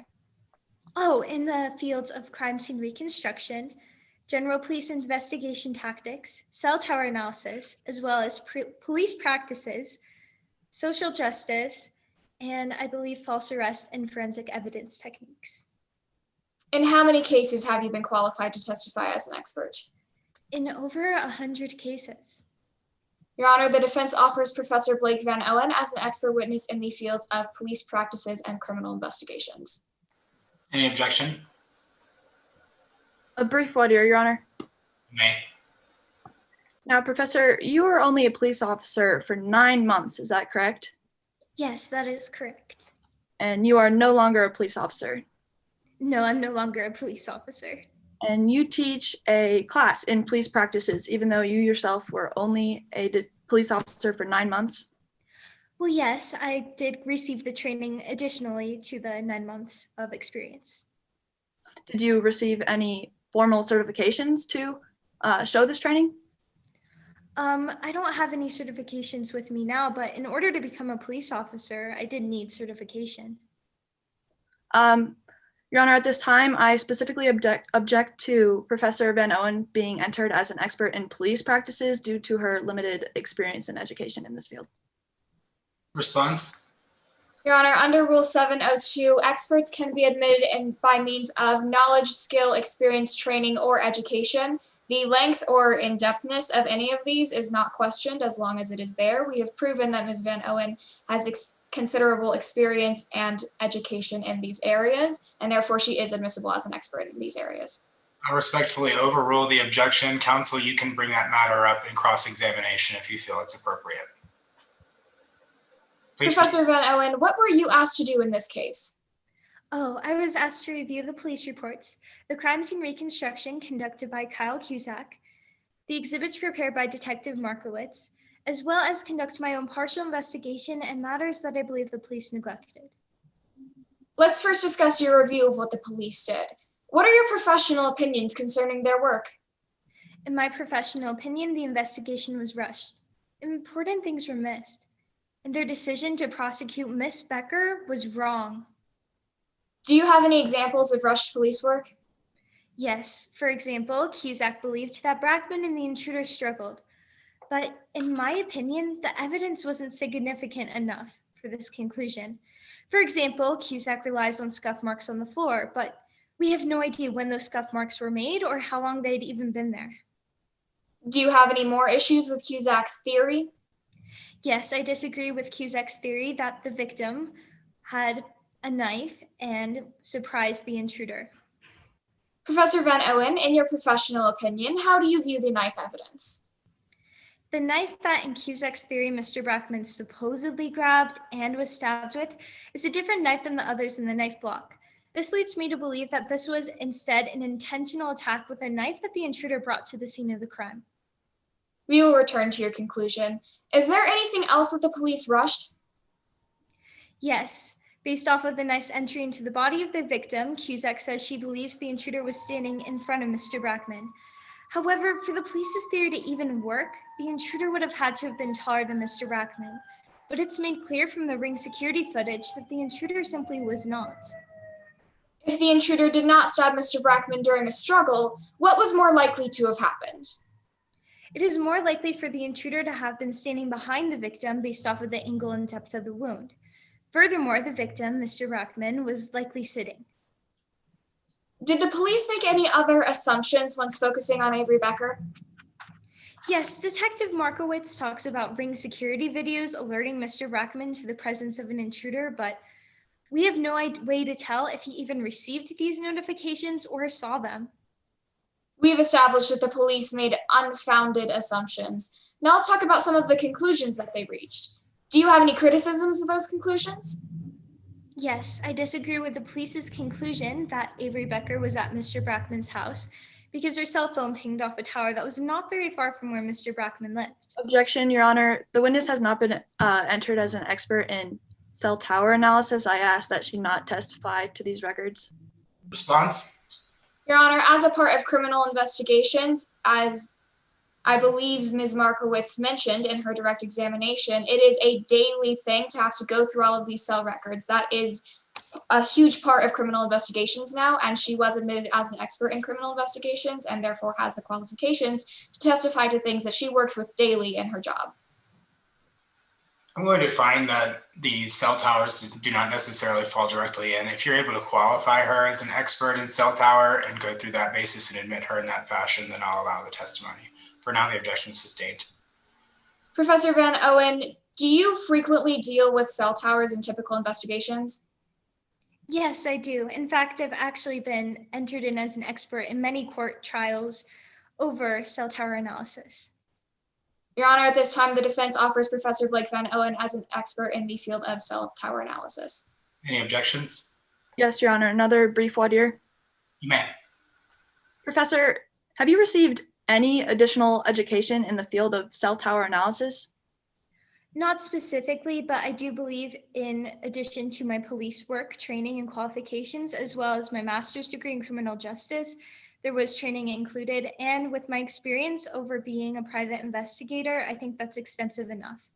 But you have no additional education again, nor do you have certifications in cell tower analysis. I don't list any specific certifications, but I do have experience as I have worked in these fields before. Your Honor, I object to Professor Van Owen being entered as an expert in cell tower analysis due to lack of education and formal certifications in this field. I'll respectfully overrule the objection. And again, if counsel feels appropriate, it can use that as a topic of cross-examination. Professor Van Owen, I believe you were testifying as to why you believe Detective Markowitz's cell tower analysis was faulty. Yes, I believe at the very most, Avery Becker was not near her phone, nor at Mr. Brackman's house. Why is that? Evidence that a cell phone is pinged off a tower is not evidence that any person was any particular place. In fact, in this case, the stronger evidence is that Miss Becker was never at Mr. Brackman's home. What is that evidence? The stronger evidence shows that Miss Becker had lost her phone prior to the day of the murder and spent the entire day with Miss Perkins looking for her cell phone. It's actually my theory that someone else had Miss Becker's phone. Please tell the jury the factual basis for this theory. Well, there are records of incredibly short calls and multiple unanswered texts in rapid succession, indicating that they were indeed looking for her deactivated device. Do you have any more criticisms of Detective Markowitz's cell tower analysis? Yes, most certainly. Cell tower data is not even remotely like GPS information. Cell phone towers or cell phones are able to connect to multiple towers at once. And in addition, they often don't connect to the nearest tower. What do you mean? At the very most, well, I guess what I'm trying to say, my apologies, I got a little tongue-tied, is that cell phones can connect to multiple towers at once. And in addition, they often don't connect to the nearest tower. In fact, in this case, it's not unusual for a phone to place 5 calls from one location and link up to 5 different towers for those calls. So what conclusion did that lead you to? Miss Becker was never at Mr. Brackman's house, nor did she even have her cell phone. We heard from one of the prosecution's witnesses about some text messages. Actually, you know what? I do not believe we heard about that. We've established that the police focused solely on Avery Becker. After the conclusion of your own investigation, do you believe they should have looked into anyone else? Yes, I believe they should have investigated another student. Who? Blair Rollins, who is another student at Colorado High School. Why do you believe the police should have investigated Blair Rollins? Mr. Brackman represented Blair's father, Jonathan Rollins, in a criminal hearing. At the sentencing hearing, when Mr. Rollins was sent to prison for life, he yelled he was going to get revenge. Blair Rollins was present in the courtroom at that time. Would you recognize an audio recording of that if you heard it? Yes, I would. If you would please turn to what has been marked as Exhibit 22, which should be on page 89. I apologize. Professor Van Owen, do you recognize this exhibit? Yes, this is actually a link to an audio recording from Jonathan Rollins' court proceeding. How do you know? I know because I obtained this record previously and I've actually listened to it before. Is Exhibit 22 a fair and accurate depiction of the audio recording you obtained over the course of your investigation? Yes, it is. Your Honor, the defense offers Exhibit 22 into evidence. Any objection? No objection, Your Honor. 22 is admitted. If my co-counsel could please play that for us. I'll get you back, Brackman, if it's the last thing I do. Professor Van Owen, are there any other reasons you're aware of as to why the police should have investigated Blair Rollins? Oh, certainly. First of all, Blair Rollins had a much stronger motive to commit murder because of their father's criminal conviction. Additionally, Blair Rollins and Avery Becker have the same build and body shape. Where is Blair Rollins now? No one knows. Blair Rollins has essentially disappeared. Finally, Professor, did you form a conclusion as to who killed Mackenzie Brackman? Of course. In my opinion, the most likely suspect is Blair Rollins. It most certainly was not Avery Becker. She had an absolute alibi. She was with Taylor Perkins at the time of the crime. Thank you, Professor. No more questions, Your Honor. Cross-examination? Yes, Your Honor. May proceed. To begin, Professor, you charge $225 for any research, writing, or investigative work you do. Is that correct? Yes, those are my rates. And unlike Detective Markowitz, you are being paid $450 per hour to testify in court today. Yes, I'm a private investigator, and so I'm paid privately. So yes. But you have never testified as a defense expert, is that correct? Yes, as the nature of my job. And in your affidavit, prosecution expert, to continue, in your affidavit, you, Objection, Your Honor. Improper use of a witness statement. Witness statements can be used to impeach or refresh, but not to quote from directly, unless impeaching or refreshing. Response? I will rephrase my question, Your Honor. Thank you, counsel. Professor, you never testify for prosecutors who pay nothing, is that correct? No, I don't believe so. Is it your testimony today that you didn't say that you would never testify for prosecutors who pay nothing? Can you say that again? In your affidavit, you stated that you would never testify for prosecutors who pay nothing. Yes, I've not testified on behalf of the prosecution. Thank you. And to move on to the crime scene, you were never actually at the crime scene, were you? No, I started my investigation 3 months after the crime scene had been processed. So you only reviewed the evidence collected by Detective Markowitz and her team, is that correct? Yes. And you put together a report for this case, is that correct? Yes. Would you recognize this report? Yes, I would. And would you also recognize the picture included in this report that describes the alternative knife holding that you suggest? Yes. Your Honor, if my trial technician would display Exhibit 21, please. Amen.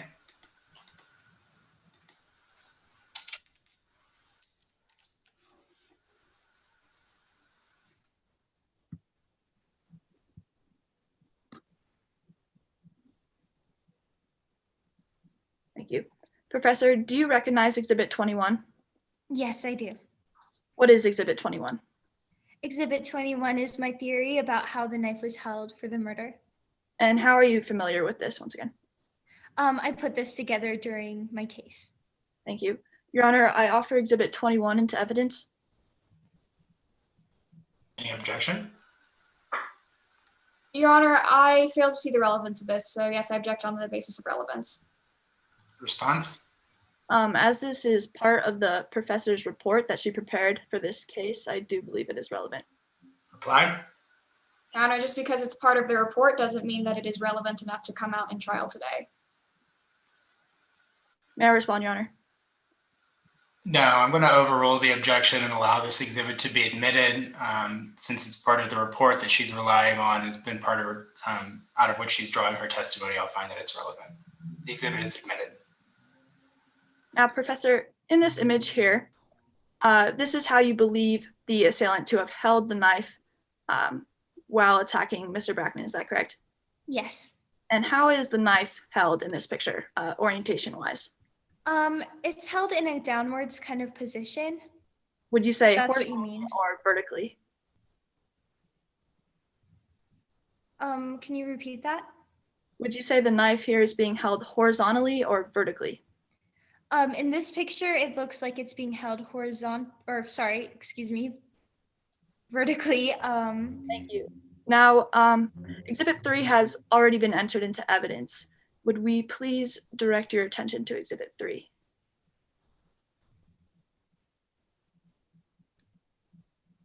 Now, you reviewed these photos during your investigation, is that correct? Yes. You recognize these photos? Yes, I do. Now, in Exhibit 3, in the upper left hand, you see the stab wound, is that correct? Yes, it's a horizontal wound. Thank you. So to reiterate, the stab wound in this picture is horizontal? Yes, and the last exhibit, while it is held vertically, doesn't mean the only process of that picture is to show how it was held downwards, not so much that it was positioned vertically during the stabbing. If the knife was held downwards, as you say, would it have been possible for it to create a horizontal stab wound? Yes, I believe so if the knife was held at an angle, but still from a downwards position. Thank you. Now, you believe the investigation done by Detective Markowitz and Kuzak to be rushed, is that correct? Yes, I do. And you offer Blair Rollins as an alternative suspect in this case? Yes. But there was no physical evidence at the crime scene or self-towered records that would link Blair Rollins to the murder of Mr. Brackman. I'm not trying to put blame on Blair Rollins. All I am trying to say is that he has a much stronger motive and he wasn't even considered. I'm just trying to put doubt in the prosecution's theory. But there was no evidence linking Blair Rollins to this case that would provide a lead to be followed by the police in this case. There was no DNA evidence, no. Thank you. No further questions, Your Honor. Thank you. Any redirect? Yes, Your Honor. Professor Van Owen, is it typical for people in your line of work to get paid for what they do? Yes. And is it typical for people in your line of work to work solely for defendants? Yes, that's normally how it goes with the occupation of my job. And just to reiterate, despite the knife being held like this in a downwards angle, they still could have made a horizontal wound. Yes. No more questions, Your Honor. Yes. Any recross based on that questioning? No, Your Honor. All right, this witness is excused. Do we have any further witnesses? The defense calls Taylor Perkins, Your Honor. All right. Before we begin, may I inquire as to a brief time check? My timer reads 15 minutes and 49 seconds remaining. All right, you may proceed. Good afternoon. Please introduce yourself to the jury. Good afternoon. My name is Taylor Perkins. Tell the jury a little bit about yourself, Ms. Perkins. Well, I'm a freshman at CU Boulder, and last year I graduated from Colorado High School. Do you know Miss Becker? Yes, I do. And how do you know her? Well, Avery and I are best friends. We went to high school together, and before I graduated, we were both on Mr. Brackman's mock trial team. Did you see Mr. Brackman and Miss Becker interact? Yes, mostly at mock trial practices. In your perception, what was the relationship like between the two of them? It was probably strained. Would you please explain? Well, Avery was the type of person who had natural talent, who didn't have to work hard to be good.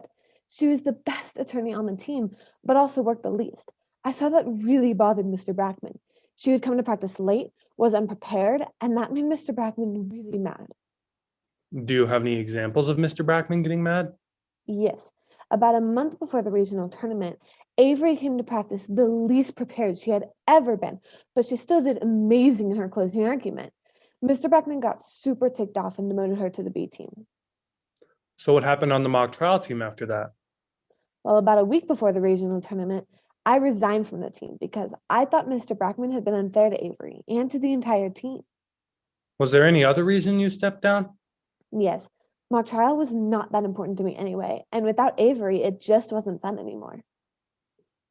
So did the team go to the regional tournament without you and without Miss Becker? No, after I resigned, Mr. Brackman put Avery back on the A team, which I thought might happen. And the team is fortunate I stepped down because Avery won Best Attorney and Best Closing Argument awards at the regionals.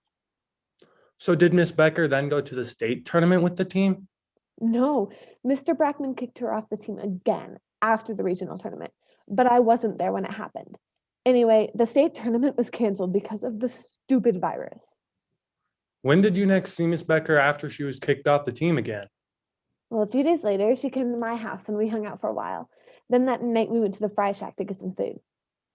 Did anything happen at the Fry Shack? We saw most of the mock trial team there. Everyone was super friendly towards Avery and really upset Mr. Brackman had kicked her off the team. Did anything else happen while you two were there? Oh, yeah. Avery got really upset at something Alex Cifuentes said and stormed off to the restroom. How did you know she was mad? Well, I could just tell. And she left her cell phone on the table. Why was that unusual? Well, just like most of my friends, Avery was pretty attached to her cell phone, so it was a little surprising that she left it there. Did you pick up Miss Becker's phone when you saw it on the table? No, I thought she would, but she didn't. We left in such a hurry. So when did you realize that Miss Becker left without her phone? The next morning, when she was supposed to pick me up for school, she didn't respond to any of my texts. Did you see her that day? Yes, she came by and picked me up. What day was that? It was March 6th, 2020, the same day that Mr. Brackman died. What happened once Miss Becker picked you up? Well, I asked her why she wasn't responding to my text.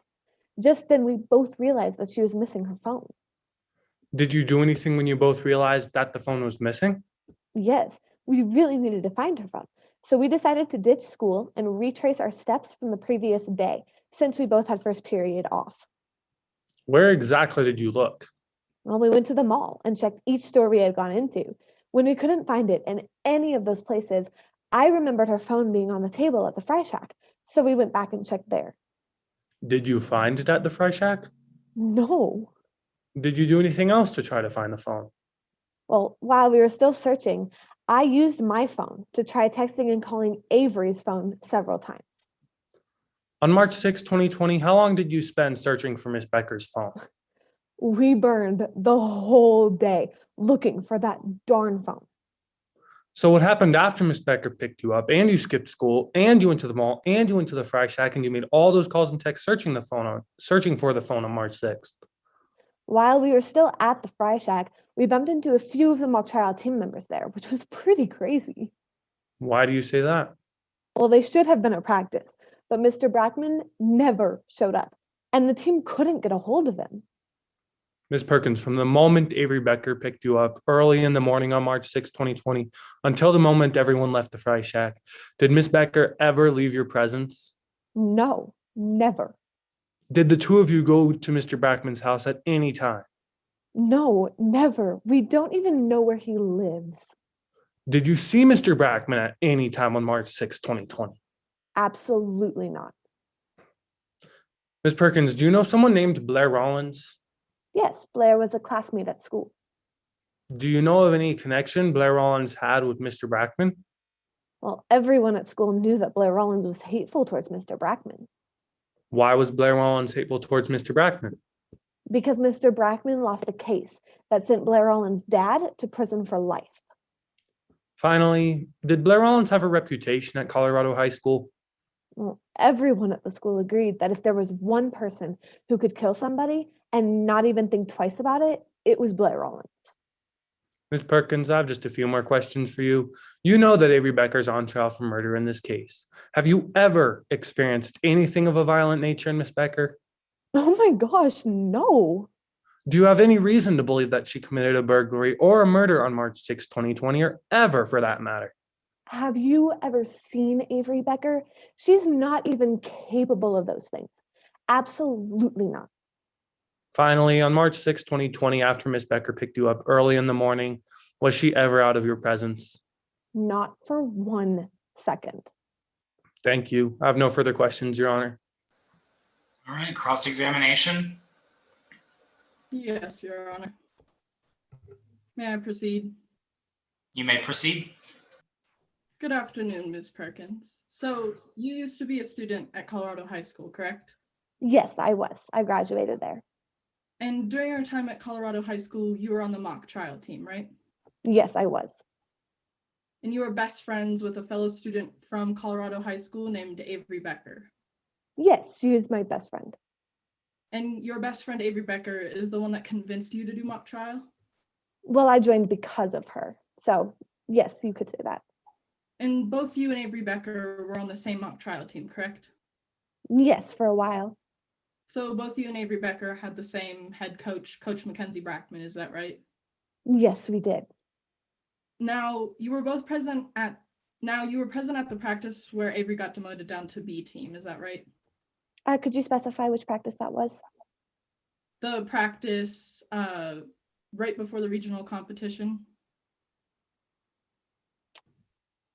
Oh, that one. Yes, I was there. And the reason for Avery being demoted was due to her lack of preparation for this practice, correct? Yes, Mr. Brackman got really mad at her because she didn't meet his high standards. Now, in response to Avery's demotion down to B team, you decided to step down so that Avery could get her spot back on the A team, right? Yes, that mock trial was not that important to me anyway. Now, you were not at the practice where everything blew up between Avery and Coach Brackman, correct? That is correct. I wasn't there. although you heard what happened from Avery? Yes, I'm aware of the general circumstances. So you were told that she wrote Worst Attorney Award right on the coach's car? Objection, Your Honor. Hearsay. So I heard objection. I believe it's hearsay, although Mr. Stuckey, you're kind of cutting in and out. Are you with us, Mr. Stuckey? I'm sorry. I objected on the basis of hearsay. Okay, response? Your Honor, may I move on to the next question? You may. Objection sustained. And because Avery wrote this message on the car. Objection, Your Honor. Hearsay. I overrule that objection. There was no statement. You may proceed. May I repeat the question? You may. And because of this statement, Avery tried to apologize to Coach Brackman. Objection, Your Honor. Hearsay. This attempted apology to Mr. Brackman is hearsay. Response? Your Honor, may I move on to the next question? You may. Objection sustained. The Thursday evening, Avery tried to apologize to Coach. She then went to your house, right? Are you talking about the day before the murder? Yes. Yes, she came to my house. And you guys just played video games and hung out? I don't recall specifically saying that we played video games, but yes, we hung out. And both you and Avery then went to the Fry Shack, correct? Yes, that is correct. And at the Fry Shack, the entire mock trial team was there, right? Most of the mock trial team was there, yes. And it's true that one of the members was Alex Cifuentes, correct? Yes, that is correct. And is it correct that at the Fry Shack, everyone was telling Avery how unfair it was that Coach kicked Avery off the team, even Alex Cifuentes? Yes, Alex Cifuentes was trying to put up a show to make it seem like he was upset as well. And due to that, Avery stormed off to the bathroom, right? Yeah, she was justly upset by that. And you believe she left her phone behind when leaving for the bathroom? No, ma'am. I know she left her phone behind when she left for the bathroom. Thank you, Your Honor. No further questions. Can you redirect? Briefly, Your Honor. Okay. Ms. Perkins, does your relationship with Avery Becker have any effect on the truthfulness of your testimony in court today? Absolutely not. I'm here to make sure that I tell the truth of what actually happened, and I did that today. Thank you. No further questions, Your Honor. Can you recross based on that questioning? Not at this time, Your Honor. All right, this witness can be excused. Any further witnesses? Yes, Your Honor. The defense calls Avery Becker.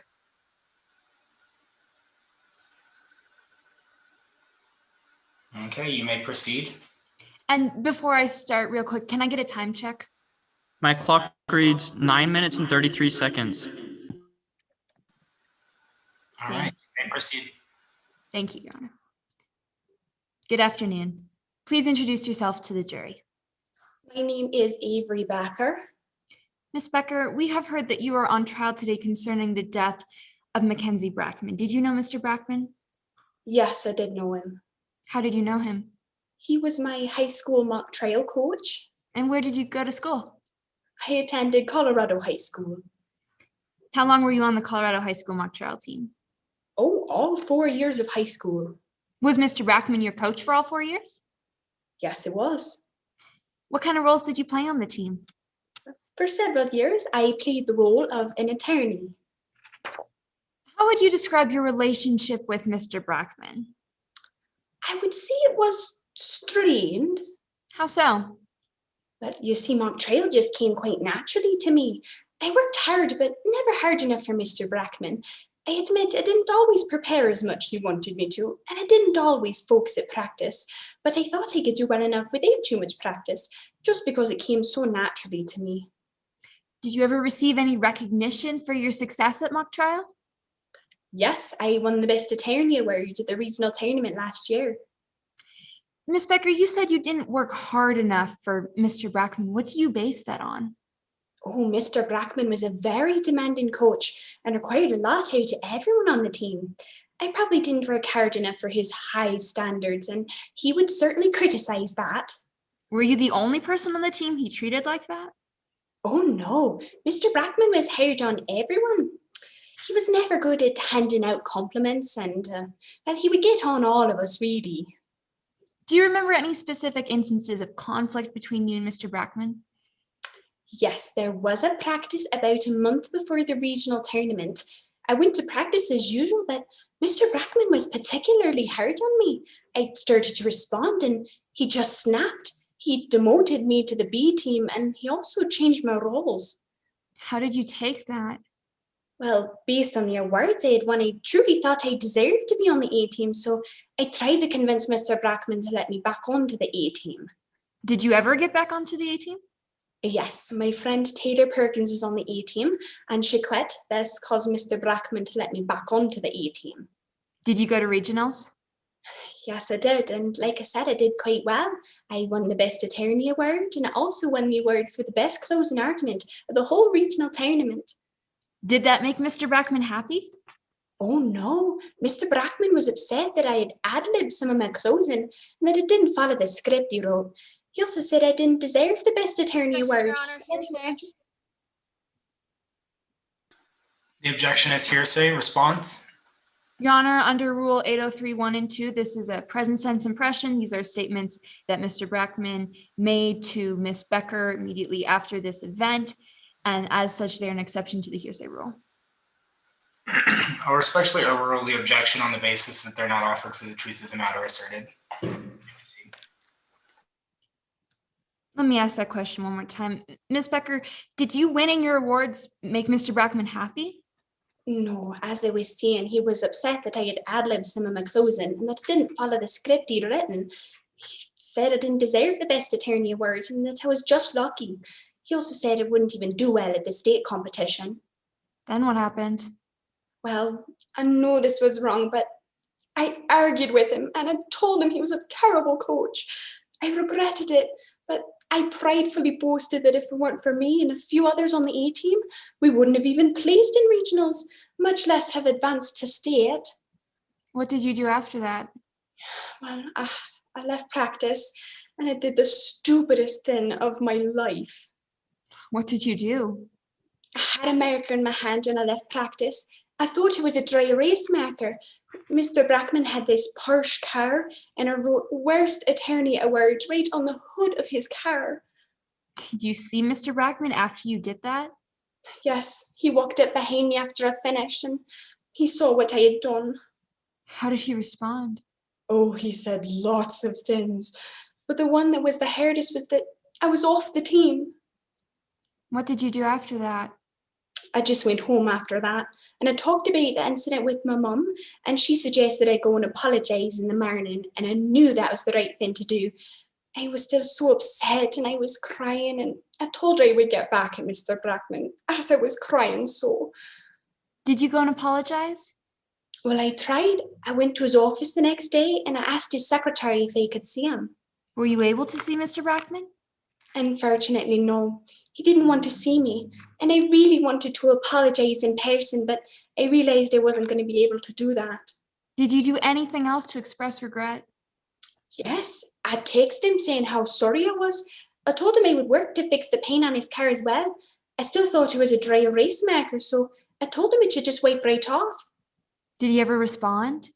No, he just ignored me, and I was devastated.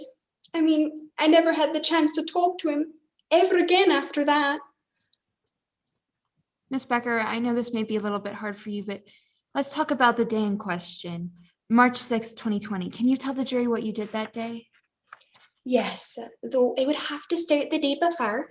On March 5th, I'd gone to the mall in the Fry Shack with Taylor Perkins, and I think I actually left my phone there. So the first thing Taylor and I did on March 6th was go to look for my cell phone. Did you find your phone? No, and we spent all day looking for it at the mall and the Fry Shack, and we never found it. Were you ever able to locate your phone? No, I must have left it at the Fry Shack, and the only other person near it was Alex Cifuentes. What was your relationship with Miss Cifuentes like? Oh, Alex and I weren't even friends.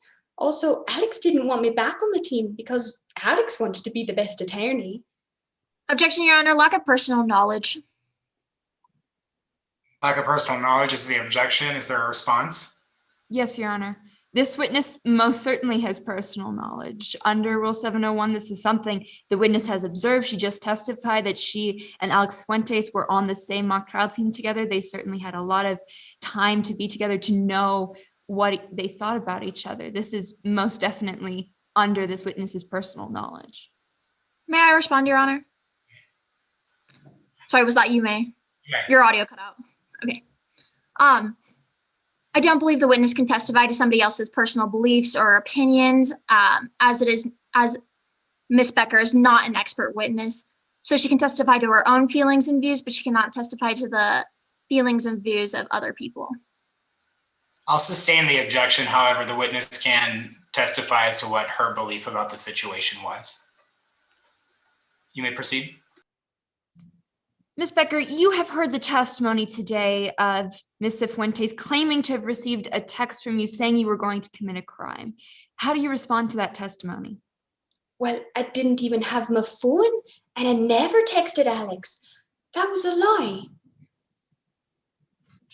Ms. Becker, the prosecution today has claimed that you have a motive for retaliating against Mr. Brackman. You have said you have no such motive. Do you know of anyone who had a reputation of conflict with Mr. Brackman? Yes, Blair Rawlins, who was a classmate of ours at Colorado High School. Objection, Your Honor, lack of personal knowledge. Response? Your Honor, once again, under Rule 701, this witness has personal knowledge. She just testified that Blair Rawlins was a classmate of hers at Colorado High School. She certainly had many personal interactions with her. May I respond, Your Honor? You may reply. Your Honor, I still believe, such as with the last claim that was made, that she cannot testify to somebody else's personal beliefs or motives since she is not an expert witness. I'll give counsel some leeway for her to testify, but it must be based on her personal knowledge. So make sure you're laying that foundation. Yes, Your Honor. So, Ms. Becker, why do you say that Ms. Rawlins had this reputation of conflict? Oh, well, it was well known at school that Blair hated Mr. Brackman. It was also well known that Mr. Brackman was a criminal defense lawyer, and he lost a case that got Blair's father sent to prison. Is there any other connection that you are aware of that Blair Rawlins had to the circumstances of March 6, 2020? Yes, Blair was good friends with Alex. Finally, Ms. Becker, I have to ask you this because of what the prosecution has charged. Did you break into Mr. Brackman's house on March 6, 2020? No, ma'am. I didn't even know where he lived. Did you go to Mr. Brackman's house on March 6, 2020? Absolutely not. Again, I didn't know where he lived, and I was with Taylor all day. Did you ever text anyone that you would get back at Mr. Brackman? No, ma'am. I had lost my phone on March 5th, the day before. I couldn't have texted anyone on March 6th. Ms. Becker, did you kill Mr. Brackman? No. I would never do anything like that to anyone. I mean, we might not have gotten along, but I would never even think of harming anyone, no matter what the reason. Thank you. I have no further questions, Your Honor. Cross-examination? Yes, Your Honor. Good evening, Ms. Becker. Now, let's get straight into it. Mr. Brackman was your mock trial coach, is that correct? Yes, he was. And from your perspective, you believe you had a poor relationship with him, is that also true? I would say it was strained, yes, we would disagree. As your coach, when it came to mock trial, you never saw eye to eye with Mr. Brackman, is that correct?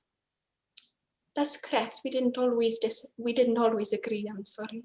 You would often disagree with his strict guidelines that he would give, is that true? I suppose so. We would certainly see mock trial differently in how we approached it. These disagreements are what led to your demotion to the B team, is that true? If I recall correctly, Mr. Brackman was criticising me that night, and he was rather upset, and he demoted me about a month before the regionals last year, yes. But it was because of your disagreements with him and you refusing to follow the script that you were demoted. Is that true? It does sound like what she was criticizing me about, if I recall, yes. Moving forward, you would describe Taylor Perkins as your best friend, correct? I would say so, yes. And you would say she's always been a very good friend to you. Is that also true? She's a very lovely person, yes. Or in other words, she's always been there for you when you need help. Is that also true? Yes, certainly. Such as when you were demoted to the B team, Taylor stepped down and you were able to get back on the team. Is that correct? Taylor did decide to step down from the A team, yes. Moving forward, you personally believe that you excel at mock trial. Is that also true? Well, I think it comes to me quite naturally, yes, if I do say so myself. But you refuse to conform to Mr. Brackman's guidelines for the team. We would disagree about certain things, and sometimes he would rewrite the scripts that I'd written, yes. Moving forward, you were with Taylor the day prior to the murder. Is that correct? And the day of? That's correct, yes. You both went to the Fry Shack and the mall the day prior to the murder. Is that also true? I believe, yes, that is correct, yes. And when you were at the Fry Shack, the two of you were playing games. Is that also true? I do recall that, yes. You were playing these games on your phone, just to clarify, correct? Objection, Your Honor. Relevance? Response? Your Honor, these are just a couple of foundational questions about the missing phone in question. I'll give you a little bit of leeway, but get to the point. Ms. Becker, did you answer my previous question? I'm sorry, I don't quite recall. Could you see a question? I don't recall either, so I'll just repeat the question. Thank you. You were playing these games on your phone, is that correct? Yes, I believe we were, yes. And to clarify, this is the same phone you claim later went missing. Did it go missing? Yes. And it wasn't until the next morning that you realized it was gone. Is that also true?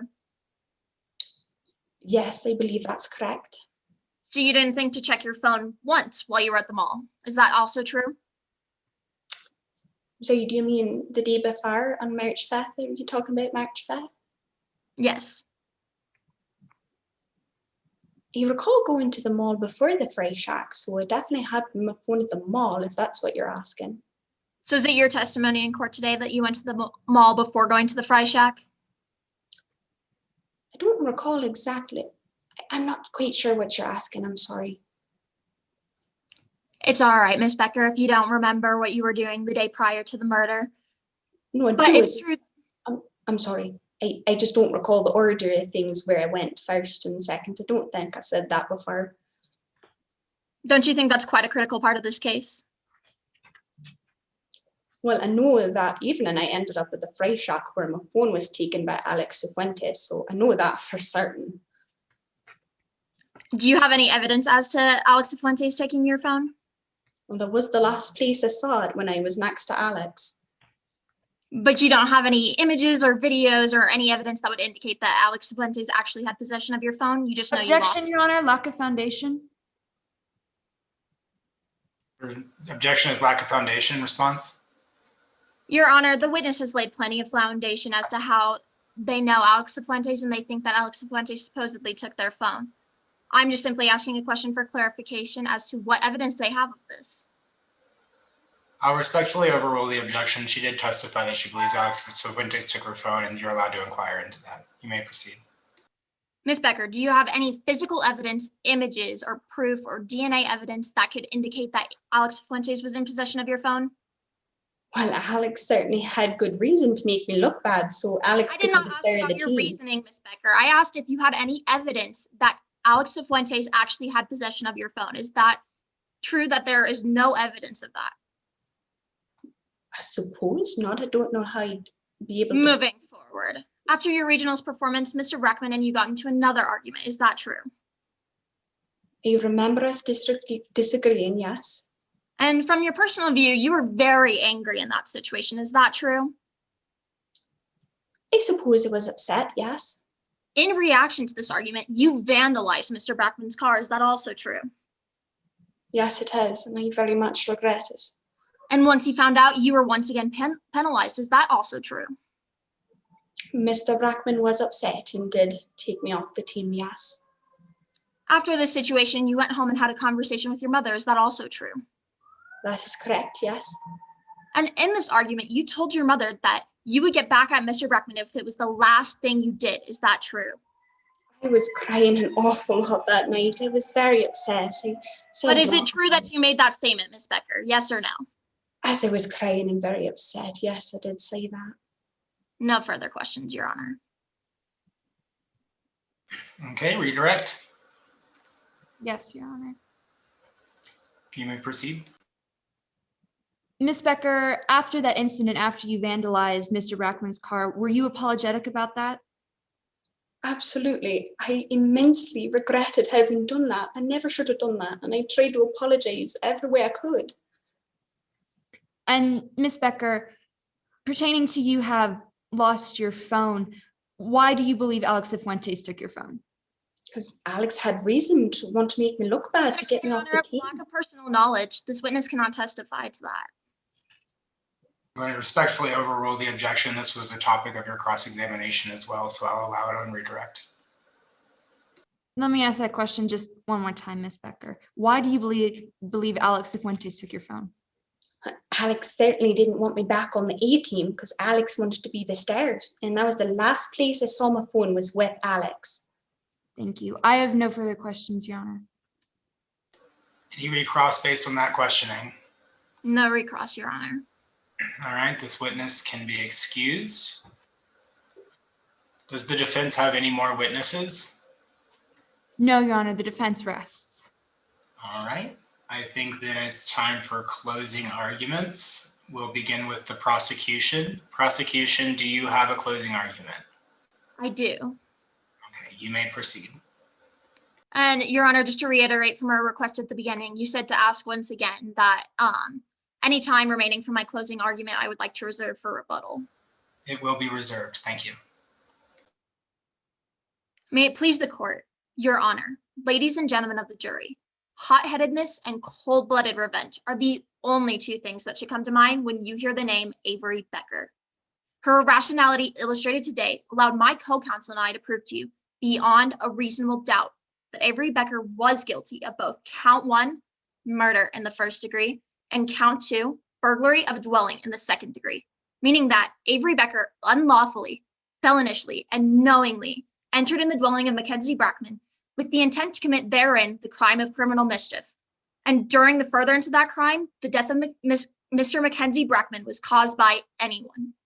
Your Honor and members of the jury, I would like to direct your attention to jury instruction number 7, in which it is indicated that as the prosecution, we do not have to prove the intention for murder from Avery Becker, but just the intention of the break-in and vandalism, and that in result, the death of Mr. Brackman was caused by anyone. You have all heard the details of Mr. Brackman's death in court today, how an attempted break-in went wrong and he was unfortunately found stabbed in the back within his own home. The witnesses presented before you today each illustrated Ms. Becker's guilt in her hot-headedness and need for cold-blooded revenge.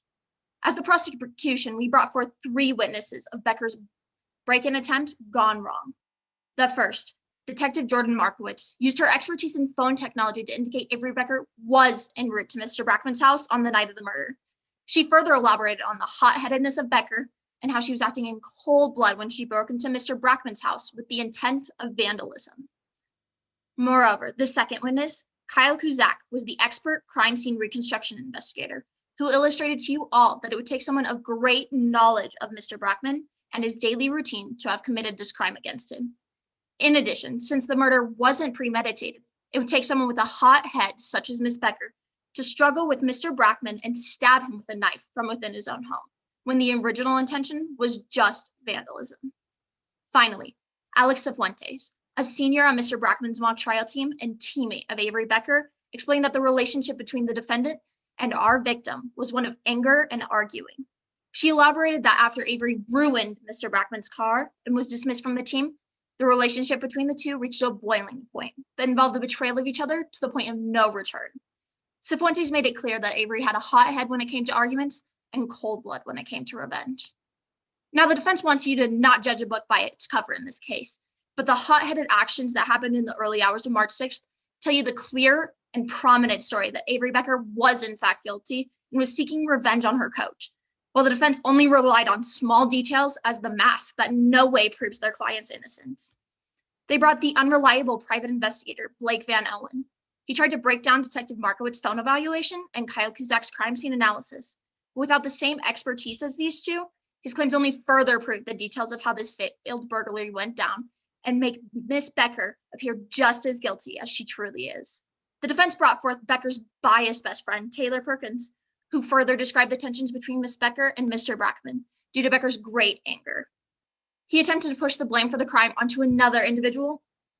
She attempted to push the blame of this killing onto another individual, but lacked significant evidence to take the blame of this breaking gone wrong from the guilty Avery Becker.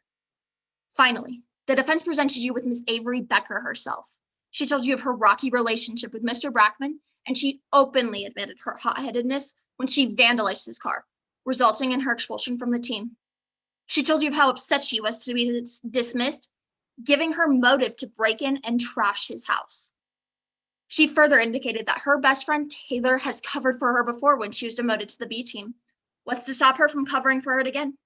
And not to mention, Taylor is the only one that can back up her alibi, but we can't trust that she isn't lying again to help a friend. The defense attempted to do everything they could to try and prove that this break-in was not at the fault of the hot-headed defendant Avery Becker, but they fell short of this goal. As the prosecution, we have supplied ample evidence to prove to you Miss Becker's guilt in both count 1, murder in the first degree, and count 2, burglary of a dwelling in the second degree. Remember, as the prosecution, we hold the burden of proof, and today we did prove, beyond a reasonable doubt, that Becker is guilty of both charges held against her, and her hot head and cold blood are the only factors left to blame. Thank you. All right, defense, would you like to make a closing argument? Yes, Your Honor. Please proceed.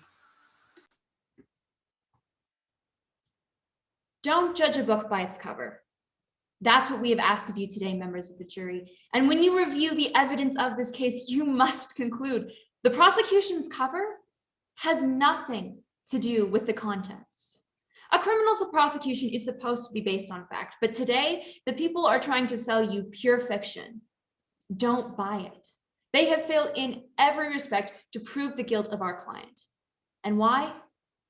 Because Avery Becker didn't kill anyone. Good afternoon, members of the jury. My name is Clara Ann Wind, and for the next couple of minutes, I will be reviewing the evidence to show you how the people have failed miserably to prove beyond a reasonable doubt that Avery Becker committed the crimes of second-degree burglary and first-degree murder. First, the elements of second-degree burglary. According to jury instruction number 8, the prosecution must prove that Avery Becker knowingly broke into Mackenzie Brackman's house with the intent to commit a crime of criminal mischief. They did not prove this. The evidence showed that Avery Becker had never even been to Mr. Brackman's house. And that certainly was not our client you saw in the videos today. All of the evidence at the crime scene could not be connected to our client. All you heard today was that Miss Becker reacted foolishly to an argument she had with Mr. Brackman. Next, the elements of first-degree murder require the government to prove that Avery Becker committed the crime of second-degree burglary and killed Mr. Brackman while committing that crime. They did not prove this either. Not only had Miss Becker never been to the Brackman house ever, and she was certainly not there on March 6, 2020, the evidence showed that she was with Taylor Perkins the entire day. Avery Becker killed no one. She couldn't possibly have. All Avery Becker is guilty of is an immature response to an argument she had with Mr. Brackman.